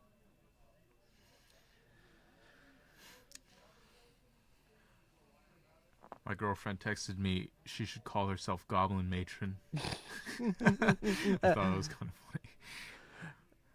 Okay, so he's just gonna tutor up a Lackey, put it into and cast it for the turn. He's not gonna worry about the port anymore. Yeah. But now we're gonna see I'm guessing he's gonna play the Murktide, or he's gonna play some sort of removal spell, because we can't really. I don't really know what's in his hand right now. I think that's a Bowmaster. Yeah, that Bowmaster. Let me tell you, Yeah. it's not coming gonna make for down. a happy Goblin Lackey. Yeah. Sorry. I get to remove your creature, and I have 2 blockers now. Yeah. So it's a good card. They talk about how much but it's stopping all the blue text from drawing cards. I'm like, yeah, but it's killing all the creature decks that are try to do stuff fairly. Yeah, have you seen how many creatures they're printing with 2 toughness now? Uh-huh. It's just Give a me necessity. give me a 2/2 lackey that cost 1 with haste, and I don't know, bounces at the end of turn. If it at the end of turn, I don't know, Okay. like the samurai. All right. How about this? A Goblin Guide Lackey, like you said, 2 Okay. mana, Okay. but we each get to put something into play. Okay, so now we're just show and telling, but for 1 mana and haste. Yeah. But post combat, so it's only beneficial to my opponent. But you get to put something in as long as it's a creature. Okay. If it was specifically only a creature, Yeah. maybe. Okay. Maybe. Okay. Now But we're seeing these- but at that point, it's not even goblins anymore. Yeah, You're just gonna play you a sneak wouldn't- and breach deck, yeah. right? What if you had to put in a goblin, but they could put in anything? Oh, it's even worse. Yeah. Even worse. I mean, how else is it gonna be fine? Just need okay. Just needs to be a lackey with dash. a lackey with dash. Okay. That sounds like it's just a better lackey. I mean, it's just a Ragavan at that point, right? Sure. you're Yeah. you're just playing a Ragavan. I mean, how much would you cost the dash to make it fair? 2, 3? I don't know.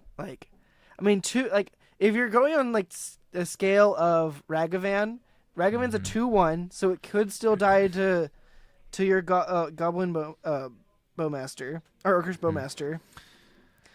Man, why couldn't they If have they made gave lackey haste, it would just be too good. why It couldn't would it- just be too why good. couldn't it have been a Goblin Bowmaster, right? Why Uh-huh. did it have to be an Orcish Bowmaster? Oh my goodness. Think of how much. It's because ba- Lord of the Rings. There I are no goblins know. there. It's, Yeah, there are. there? There's goblins. Okay, well, Yeah. orcs are the cooler ones, and I they have know. bows and stuff, I guess. Yeah, a 1/2 Hence 2 their mana mastery. dasher. Okay, I'm on board.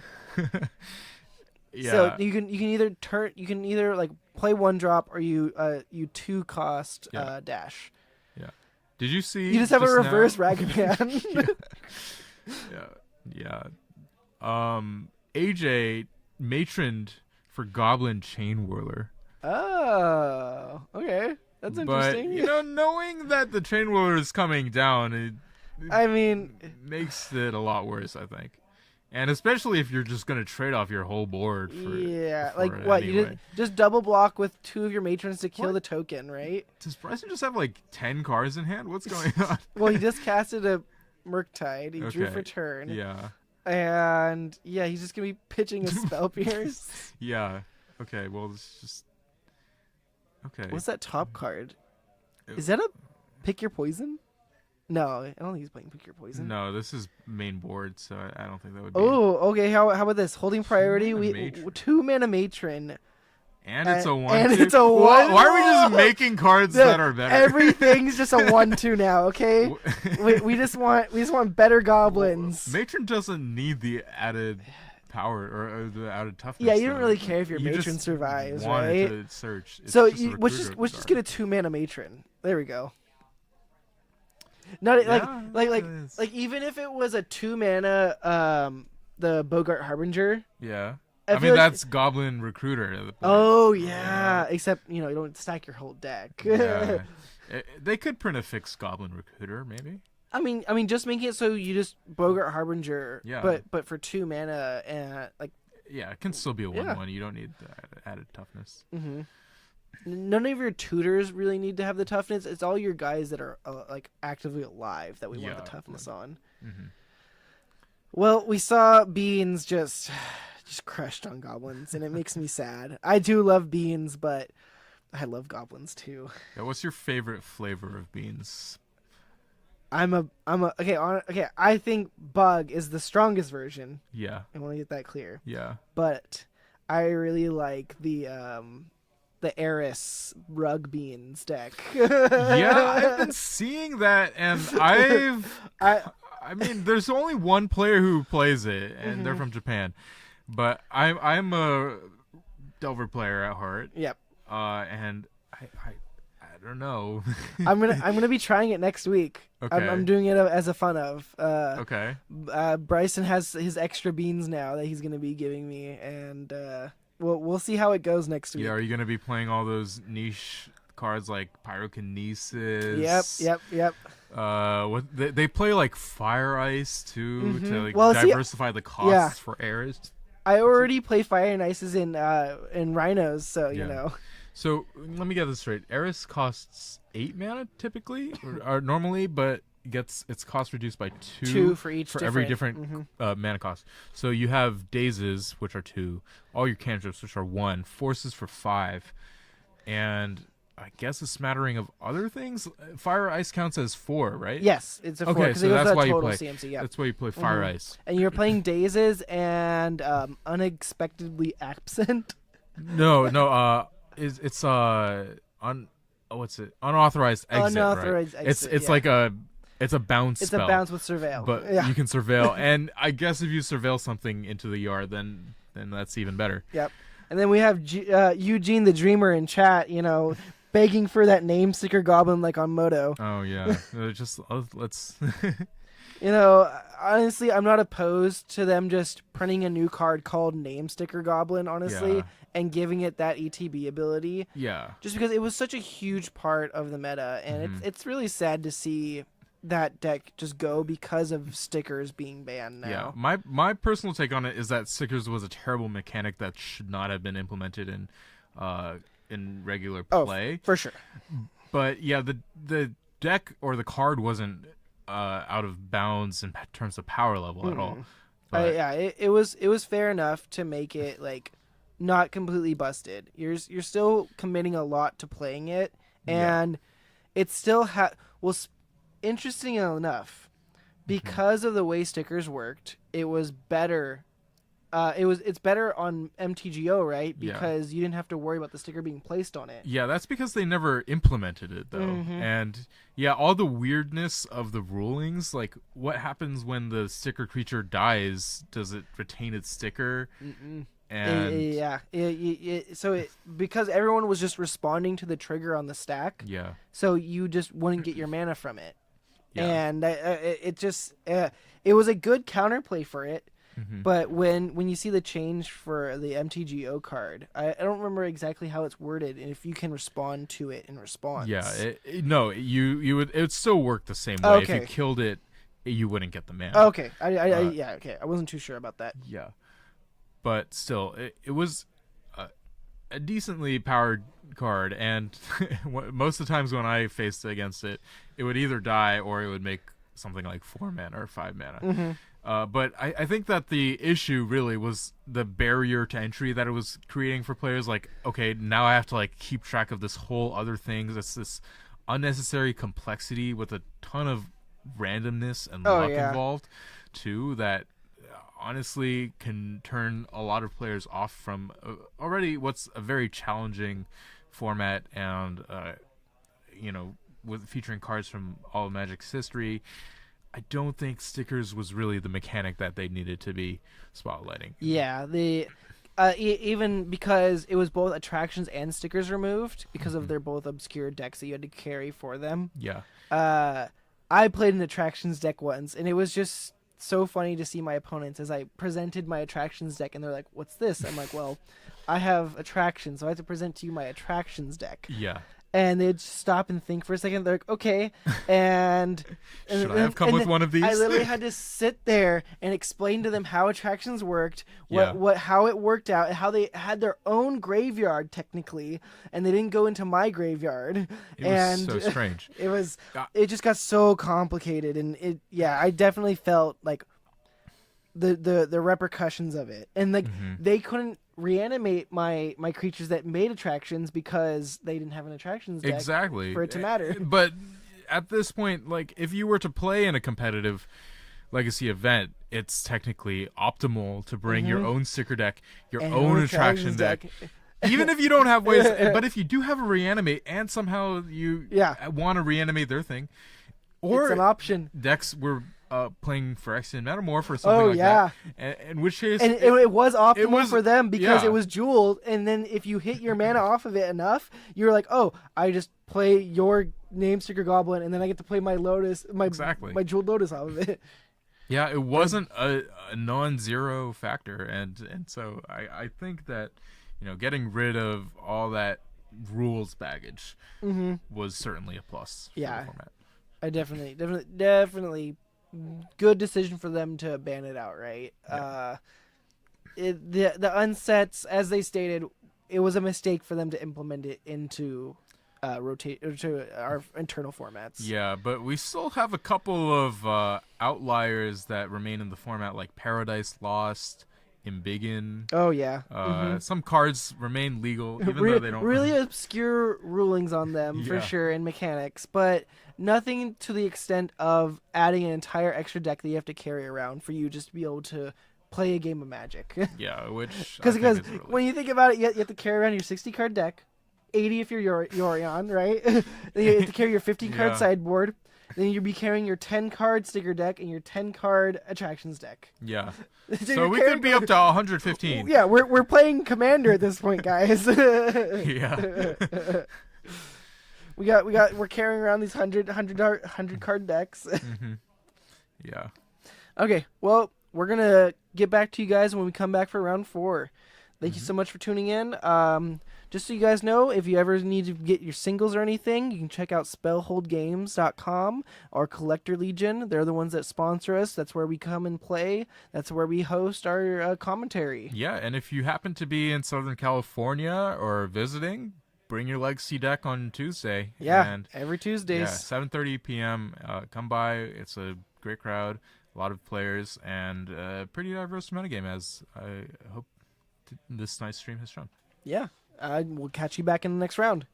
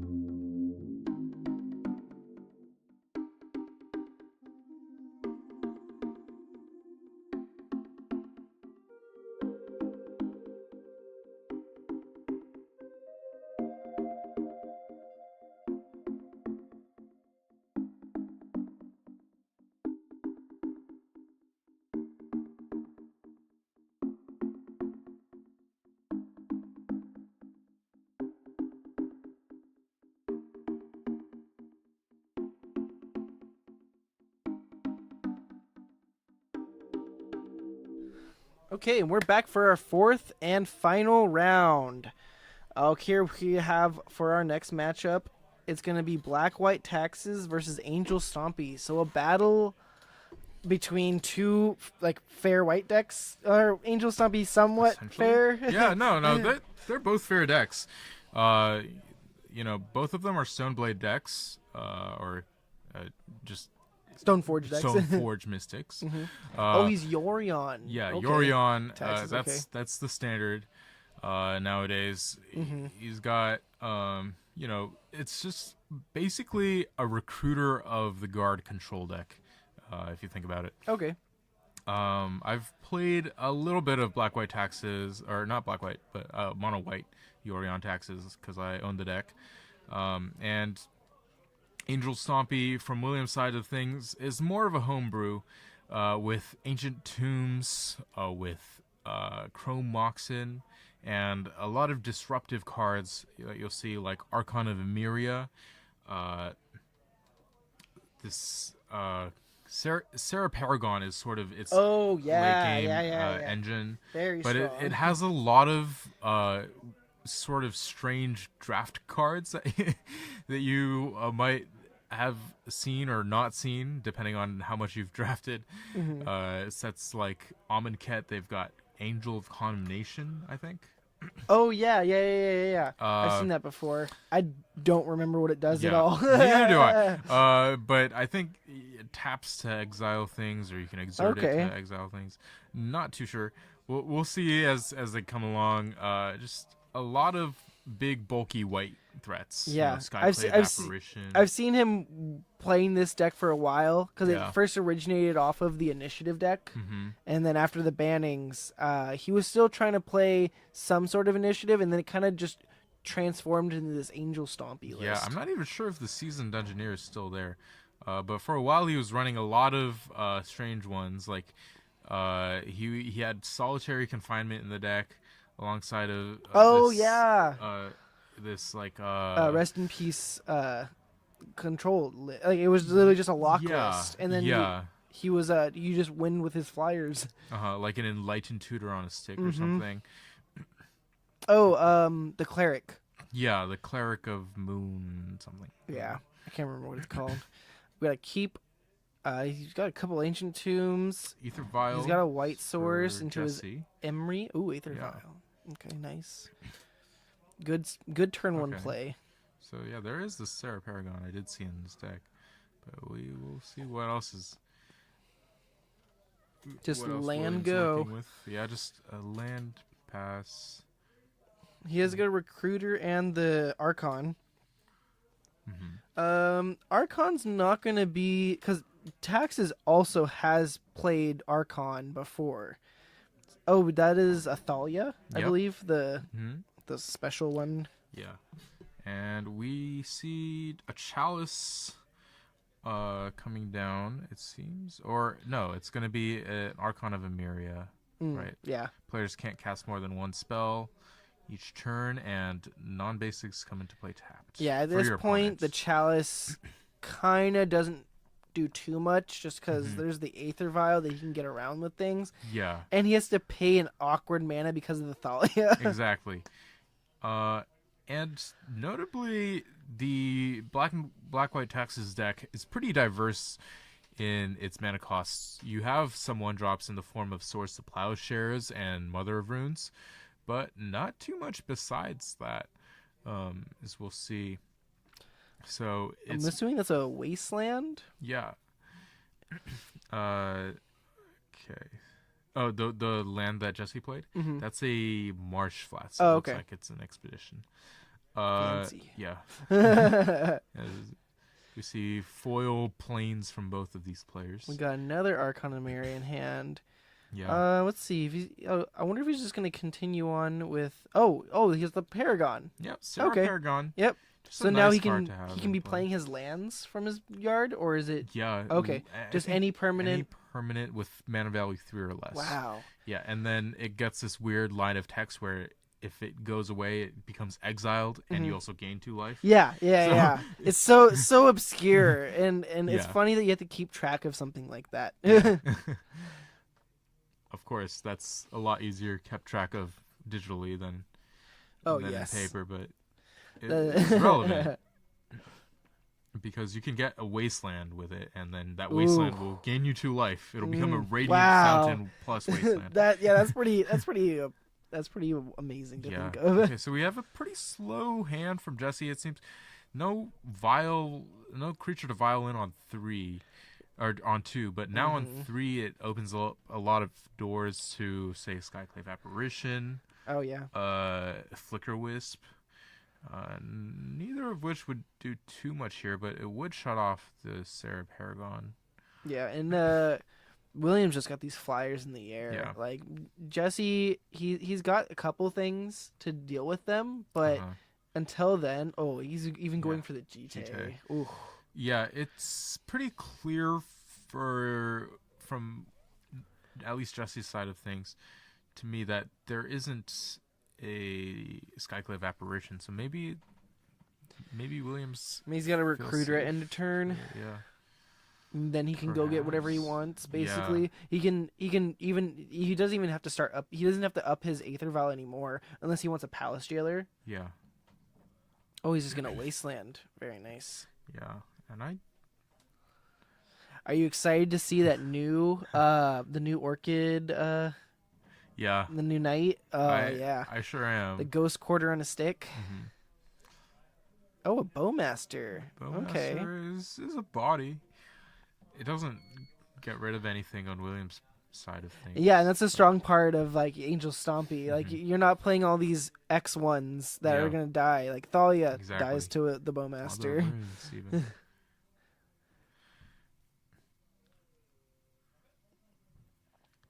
Okay. Lots of thinking going on here. Yeah. It's whether or not you target anything. Okay. Or target a creature.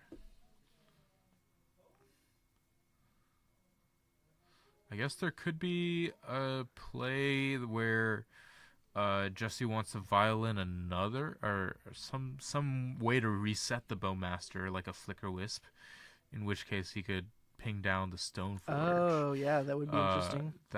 That's probably what he was considering, but Uh, without a good view of his yeah. hand, I'm not so sure. Really, at this point, just because he went for the GT, like if William went for the GT, Hmm. probably is not looking to care about getting. I don't know if he's playing Cauldra Oh yeah, or don't think so. I mean, yeah, I don't see it. I think against taxes, you kind of want to control their board first. And I have no idea what that is. okay, that was a Flicker Wisp. Oh, okay. And bringing back the Bowmaster. I haven't seen that Like, art for yeah. it before. Yeah, it's a full art version. Okay. Okay, so I think Loran of the Third Path was the pickup, and he's playing a Caracas from hand. I mean, eventually this Loran can take care of the GT if it gets played.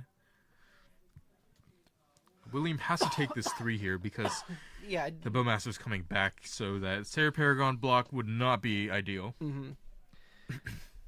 Yeah, and William is taking quite a bit from his Ancient Tomb at this point. He's already down to 11. I think he's taken something like 6 damage off of it already.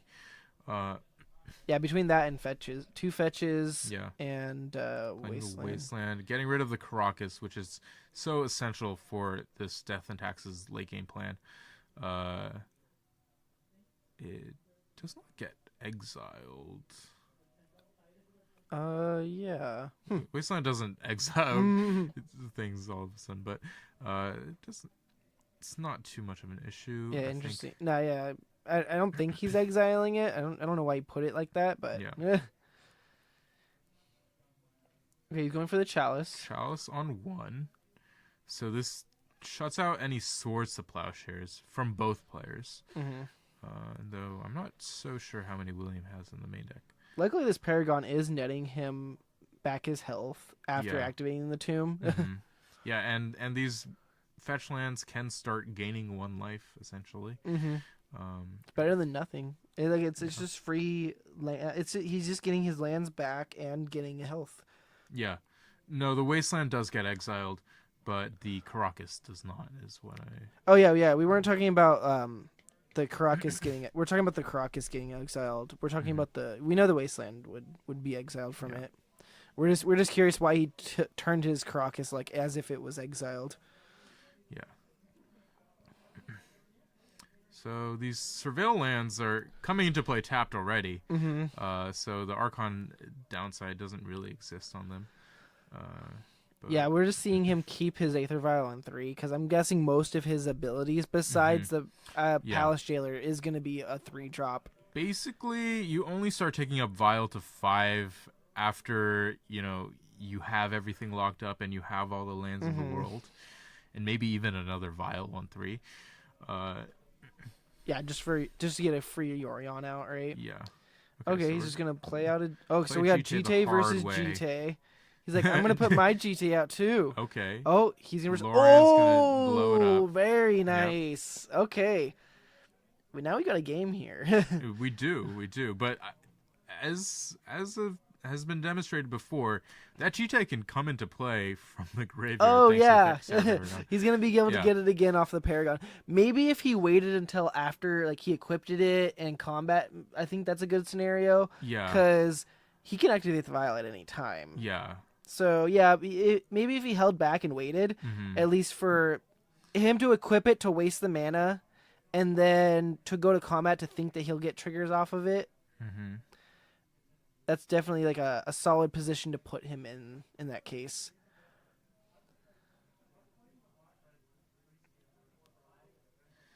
Okay.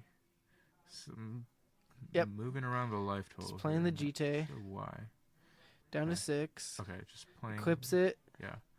Attacking. Down with, to 4. Yeah. He's like, yep, take it.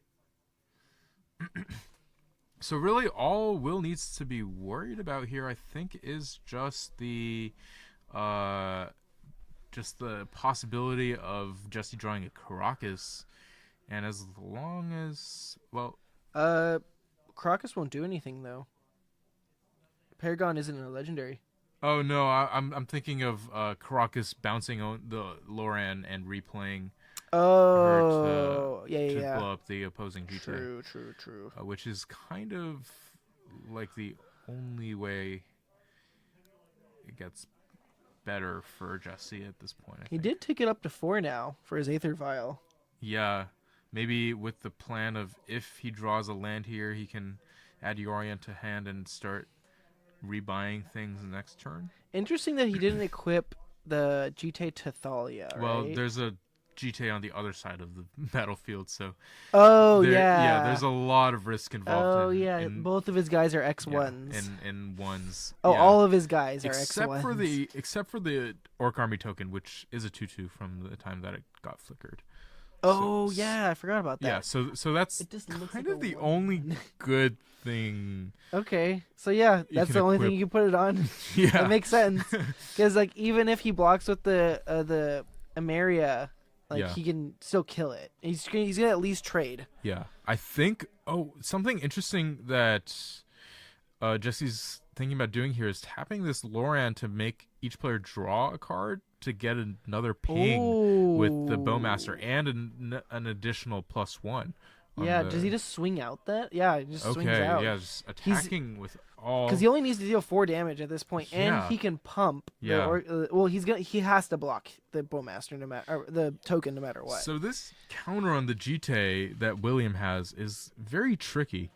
Okay, there we go. We see. Yeah. the, Okay. So that represents 2 damage. Because there's both the ping from the Bowmasters and the growth of the Orc army. But the growth of the Orc army can only grow the equipped Okay, creature, so right? yeah, 3 damage comes. No, not 3 damage because. Okay, the It's only Lauren gonna dies. be it's just gonna be the Bowmaster 2. they got through. Yeah, but then this GT will have 2 counters on it. Can finish off the Archon of Emeria. Oh my Yeah, goodness. he just needs to remove 1 because it's a 2/3 for the Archon, right? Yeah, just 1 counter. Mm-hmm. And he's not dying next turn. He's at a healthy 11, and this Yeah. GT on the opposing side has no counters. And William can no longer Yeah. activate his Ancient Tombs. Wow. This was nicely navigated. Wow, from yeah, Jesse. that was impressive. Yeah.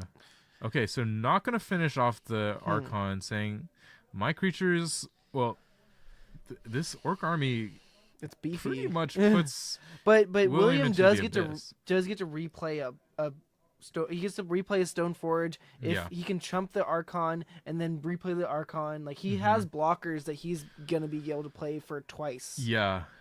There's a lot happening here. Oh, he's fetching down to 1. Fetching to 1, but goes back up to 3. Oh, and a Bowmaster Okay, in okay. hand. But it's not Yeah, over. yeah, Just yeah. remove a counter, gain 3. Uh huh.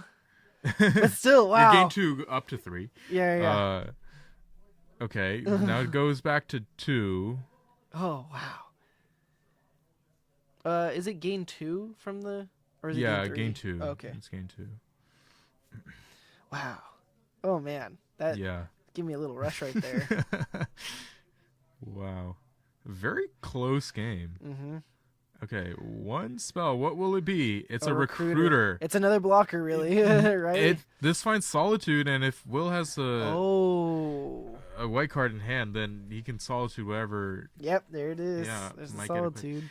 And yeah, these GTs are keeping these bow masters in check.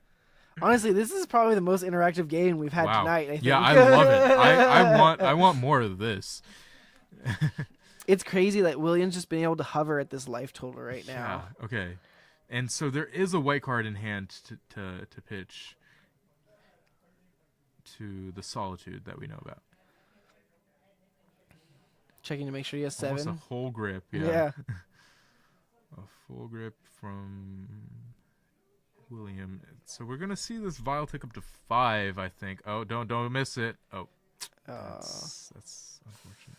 Or that was a recruiter, so he can play recruiter and get Nothing's on 4 in the deck. Oh, Sadly. Jailer is on. Or doesn't It's- play Jailer. Very few lists run Jailer Okay. at this point. Yep. Solitude pitching of Archon. Redundant Archon, yeah. Okay. Now we just have an unequipped GT. Yeah. I think that Solitude should be in the graveyard. Not that it really matters too much. Yeah. Both of these guys just randomly putting things in exile. Well, no. Yeah. William's been putting his exile on his right side Yeah. from the Paragon, I do. but he pitched on the. I don't know. Yeah. As long as they know what they're doing, Yeah. we'll call them out if they mess up. Eugene mentions that Will should be at 4. I think so, because Will seems to have been missing out on one of the life gains every time from the Sarah Paragon. I'm not sure though. I'm not 2 for GT, 2 confident from on that. Paragon. No, because there was an extra Bowmaster ping on it, right? Like he gained 2 from GT in response to it because he's at 1. Okay, we'll see what We have to- happens now, because Okay. you pay 1, but you gain. Yeah, so you Okay. effectively net 1 Yeah. life. And are we resolving the fetch? Did we forget to? Oh, he does have a 4-drop. Okay. Oh, Is it's that the Canoptex yeah Scarab. the bug? I did not consider that. Yeah, Oh, okay. that's a 4-drop that the deck does run. So he's gonna get Interesting. So we uh probably had that in 3 hand. creatures. Yeah. You exile all lands and the whole yard, but any. Oh, it's land- lands that you get it from. Okay. Yeah, I think. Oh, I okay. think artifacts too. I'm not too sure. It's been a while.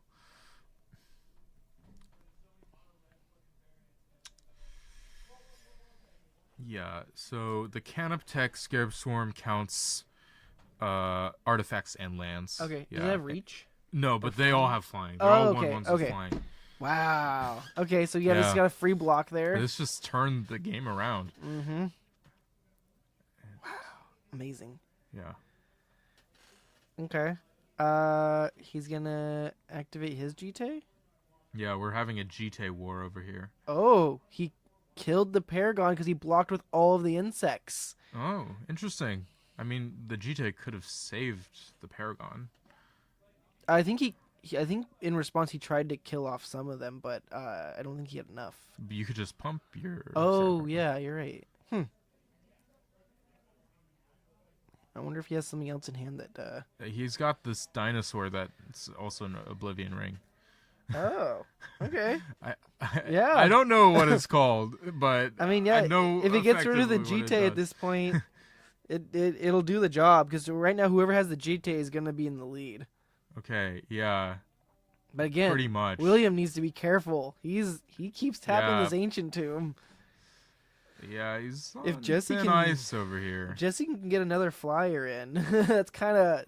Oh, and he just has one more Archon. Yeah, and it looks like Jesse's hand is a recruiter of the guard, so that recruiter is going to be able to find Solitude next turn, and take the vial up to. He was going back and forth 5. on how he wants to tap his mana. Yeah.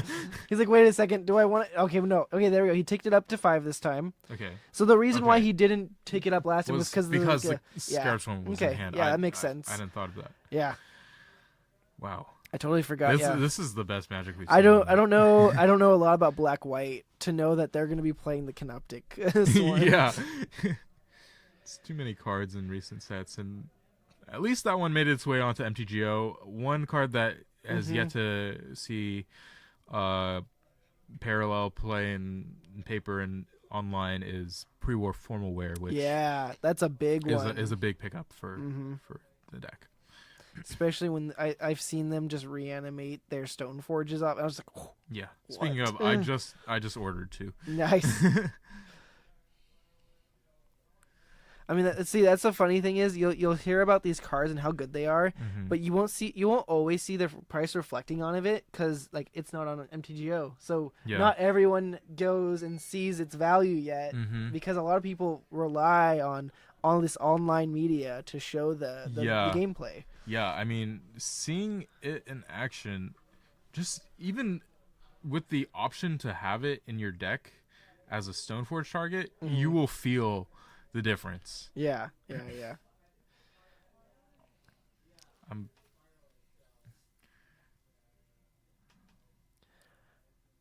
Okay, so we're getting a reader here. Oh, he's figuring out the dinosaur. I don't even know what it's I'm called. I'm gonna do a little bit of research and try to locate its name. I've read it before, but it stumps me every time. Dinosaur. It's from.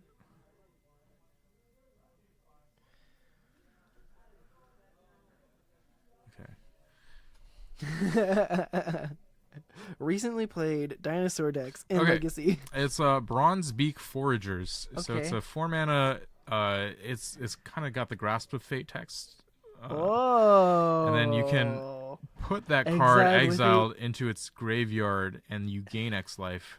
Okay, so you only are gaining X life where Which X is is its the mana cost, Okay, yeah. so you can't just dump in like X or less. No. Luckily, because that No. would be crazy. Just be like, I'm just gonna gain 6 life this turn. Yeah, so since it ate a GT, it can gain 2 life. That's still really good. And then he'll have 2 GTs in play. Yeah. That'd be wild. Okay, Okay, so we're getting rid of a recruiter, so he can't deal damage with his GT. yeah. Hard casted. Oh no, he vialed it in. Oh, Yeah, even yeah. better.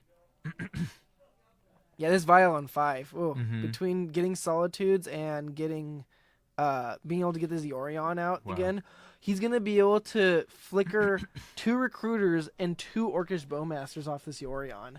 That's gonna be insane. Yes. Yeah. He Will has to have a plan for this. Otherwise Jesse's gonna outvalue. We're still in game 1 here. Outvalue one. But importantly, there is no Caracas for Jesse, Yeah. but there is one for Will. And you don't want to give your Yorion opponent their Yorion back for free. Luckily, But- Jesse can't reset it, but William can't really do anything about it. Exactly. So There is what is this? that's Oh a my sword goodness. of that's a black white, I believe. The Sword of Light and Shadow. Light and Shadow. Yeah, his favorite. Oh my goodness. And that one returns things. Returns a creature, and then you gain life. Oh my god. You gain 2 life, and you can return. We're a just creature. getting increments. Gain 3 life. Oh, 3 life. Oh man, even better. Yeah. William's slowly just gonna start getting back all his life. Yeah. with Jesse returned the Yorion. this- Yeah. Or put it in his hand. Again, Jesse's getting aggressive here, as he must. But this GT kind of keeps the Yorion in check, because as long as you stay above a healthy life total for these Bowmasters, you don't get any value from blinking them besides damage. Yes.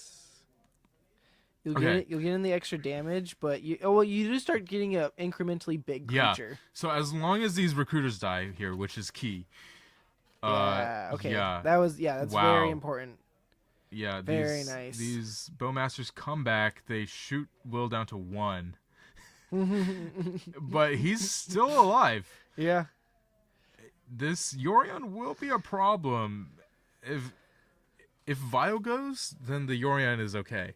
To be bounced back into hand, I think. Funny enough, this Chalice has been on the board this whole game and hasn't been relevant once. But I think Right? players are drawing their swords to plowshares now. Yeah. So it is becoming somewhat relevant. He's like, look, I have GTA. I have both GTAs. Yeah. This dinosaur has done good work. Okay, he's gonna swing in. Okay. Yeah, you might as well block because it Block can't with kill it. Yorion. It's a 4/5 and yet. it's only 2. Oh, why is the Wait, what? Why is the GT going to the graveyard? He just put the wrong one there, I think. Oh, yeah. Yeah, it's been a long day. It feels like they're figuring out things. All right. Okay, now what does William have? A He whole might lot be of lands and Chromox, like- it looks like. if his solution for the Yorion right now is to just bounce with Crocus. At this Yeah. point, now it's good because Yeah. he can keep it down, right? Mm-hmm. Nothing to buy back. So, yeah, this Yorion just is going to be forever banished to the Vile. Yeah. This he's is like incredible. attack, Yeah. bounce. Nothing to reset. And William just has to hope for a few turns he can fade a recruiter. Yeah. And, okay, brings in the Sword of Light and Shadow. And I think this is going to turn the corner for Will. Yeah. Being able to have the pro white and pro black. Pro black. It's Literally incredible. Jesse's entire deck on this sword. He can equip it to anything and it won't matter. Oh. Yep, on the dinosaur. Yeah. Okay. On the dinosaur. Yep. Swings in. Oh, that's the wrong GJ, but it's all right. They're both in play. I think, right? No, it doesn't steal it. It just exiles it. So it's technically, Oh, okay. yeah. One of them's exiled. Yeah. One of them's in play. We know that. If he tries to equip it to another one, we'll point it out. Oh yeah, there he goes. Yeah, Doesn't he's like, matter. yeah. Yeah, but there's 2 counters on the GTA now, right? Mhm. We got another Stoneforge. Yeah. Okay, Stoneforge is a good this- one because, like I said, That is lethal next turn though, right? That dinosaur. Mm-hmm. But importantly, it finds the formal wear. Oh. You can't cast the formal wear. Oh no, there is no more Archon of Mirrors, so you can't cast it. Oh my goodness. But it can find the Bowmaster or return the Bowmaster. It's not going to be enough. Recruiter. He's still at 4. He blocks with the Stoneforge. The pro black white is just enormous here. You can't even get back the Canoptech Scarab Swarm because that would be the only way you can bring in something that's safe to block the... are they just dinosaur? Colorless tokens? Yeah, or they're colorless artifacts. Wow, okay. Tokens. They're like Thopters, but, cooler because Warhammer, I guess. Yeah.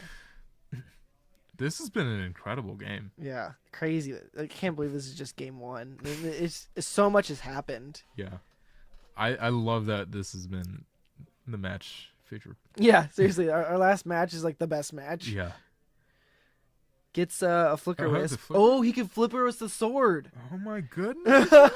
Oh, but he can't get into play. Not this turn. Not this turn because there's the vial's on 5. Yeah. Wow. I think that's going to be it. Yeah. Like, he can't swing with this. What can he do here? He can Yorion in, get go to 2. There's no way. No, there's no way. He can flicker his board. He's gonna get something off the Stoneforge. He's gonna get something off the Recruiter. Gonna get something off the Formal Wear. Yeah. And he's just gonna kill them in response. The Recruiter. Killing the Recruiter. Yeah, again is. Yeah, because it gives it ward, right? The Formal Wear. No, the Formal Wear just gives vigilance. Oh, and okay, +2. that's what it is. Yeah. I'm thinking of something else. Oh, the boots. The boots give ward. So many magic cards these days. So many abilities. So many cards. I don't know what gets Jesse out of this because Solitude can't target it. Yeah, I can't think of any free spell that gets rid of the sword. Nothing. Like he needed to be able to get out a Lorraine. Find a Skyclave again. It's gonna be a little too late. Yeah. Okay. Oh, so pre-war Formal Wear is coming back, getting another Recruiter. Okay, and that Recruiter is getting the Skyclave. Yeah. Okay, and then he's flickering the Stoneforge is gonna search. Okay, Cauldra. Yeah. Yep. What a close game. Cauldra is black though from the germ. That's important. Yeah, I don't think there's any. Yeah, he's packing it up. Sees the writing on the wall. Oh man, that was a crazy game. Oh my god! And we have games 2 and 3. the Sword of Light and Shadow closing it up because it just nulls Jesse's entire deck there almost. Williams' beloved tech is coming in. He plays that card so much. Yeah. I guess for good reason. Mm-hmm. That GT. Don't get the GT. Yeah, don't forget the. Wow. Okay. Game 2. What are they sideboarding right here? I don't. Yeah. Because they're playing something close to a mirror match, right? Yeah. Basically, they're doing the same kind of things. I think. Yeah. So it looks like there's Linvala, Sanctifier, and Vex. Ley Lines and Containment Priest. Oh, I think Lorraine. Containment Priest. And Loran for sure. In. I'm the not Containment Priest because his vials and the Yorions. Yeah. Are players just discussing? Oh yeah, they might. Because they were just playing for fun. Yeah. For this last round, so they might just be calling it there after that game. That white card. But I do want to see their sideboard. It's nice. Yeah, okay, so there's Opposition Agent, Legions to Ashes, Battle of Bywater for the Death on Texas player. Wow. Yeah. Yeah. Impressive stuff. And I think we're just going to call it there for tonight. I want to thank you guys all for tuning in. That was an incredible match. Yeah, it looks like they're just talking over their decks and stuff. Mm-hmm. But it looks like they're just going to be wrapping it up for tonight. Yeah. But some great games of Magic, and if you want to take part in it, again, we're located in Orange County, California, the city of Orange.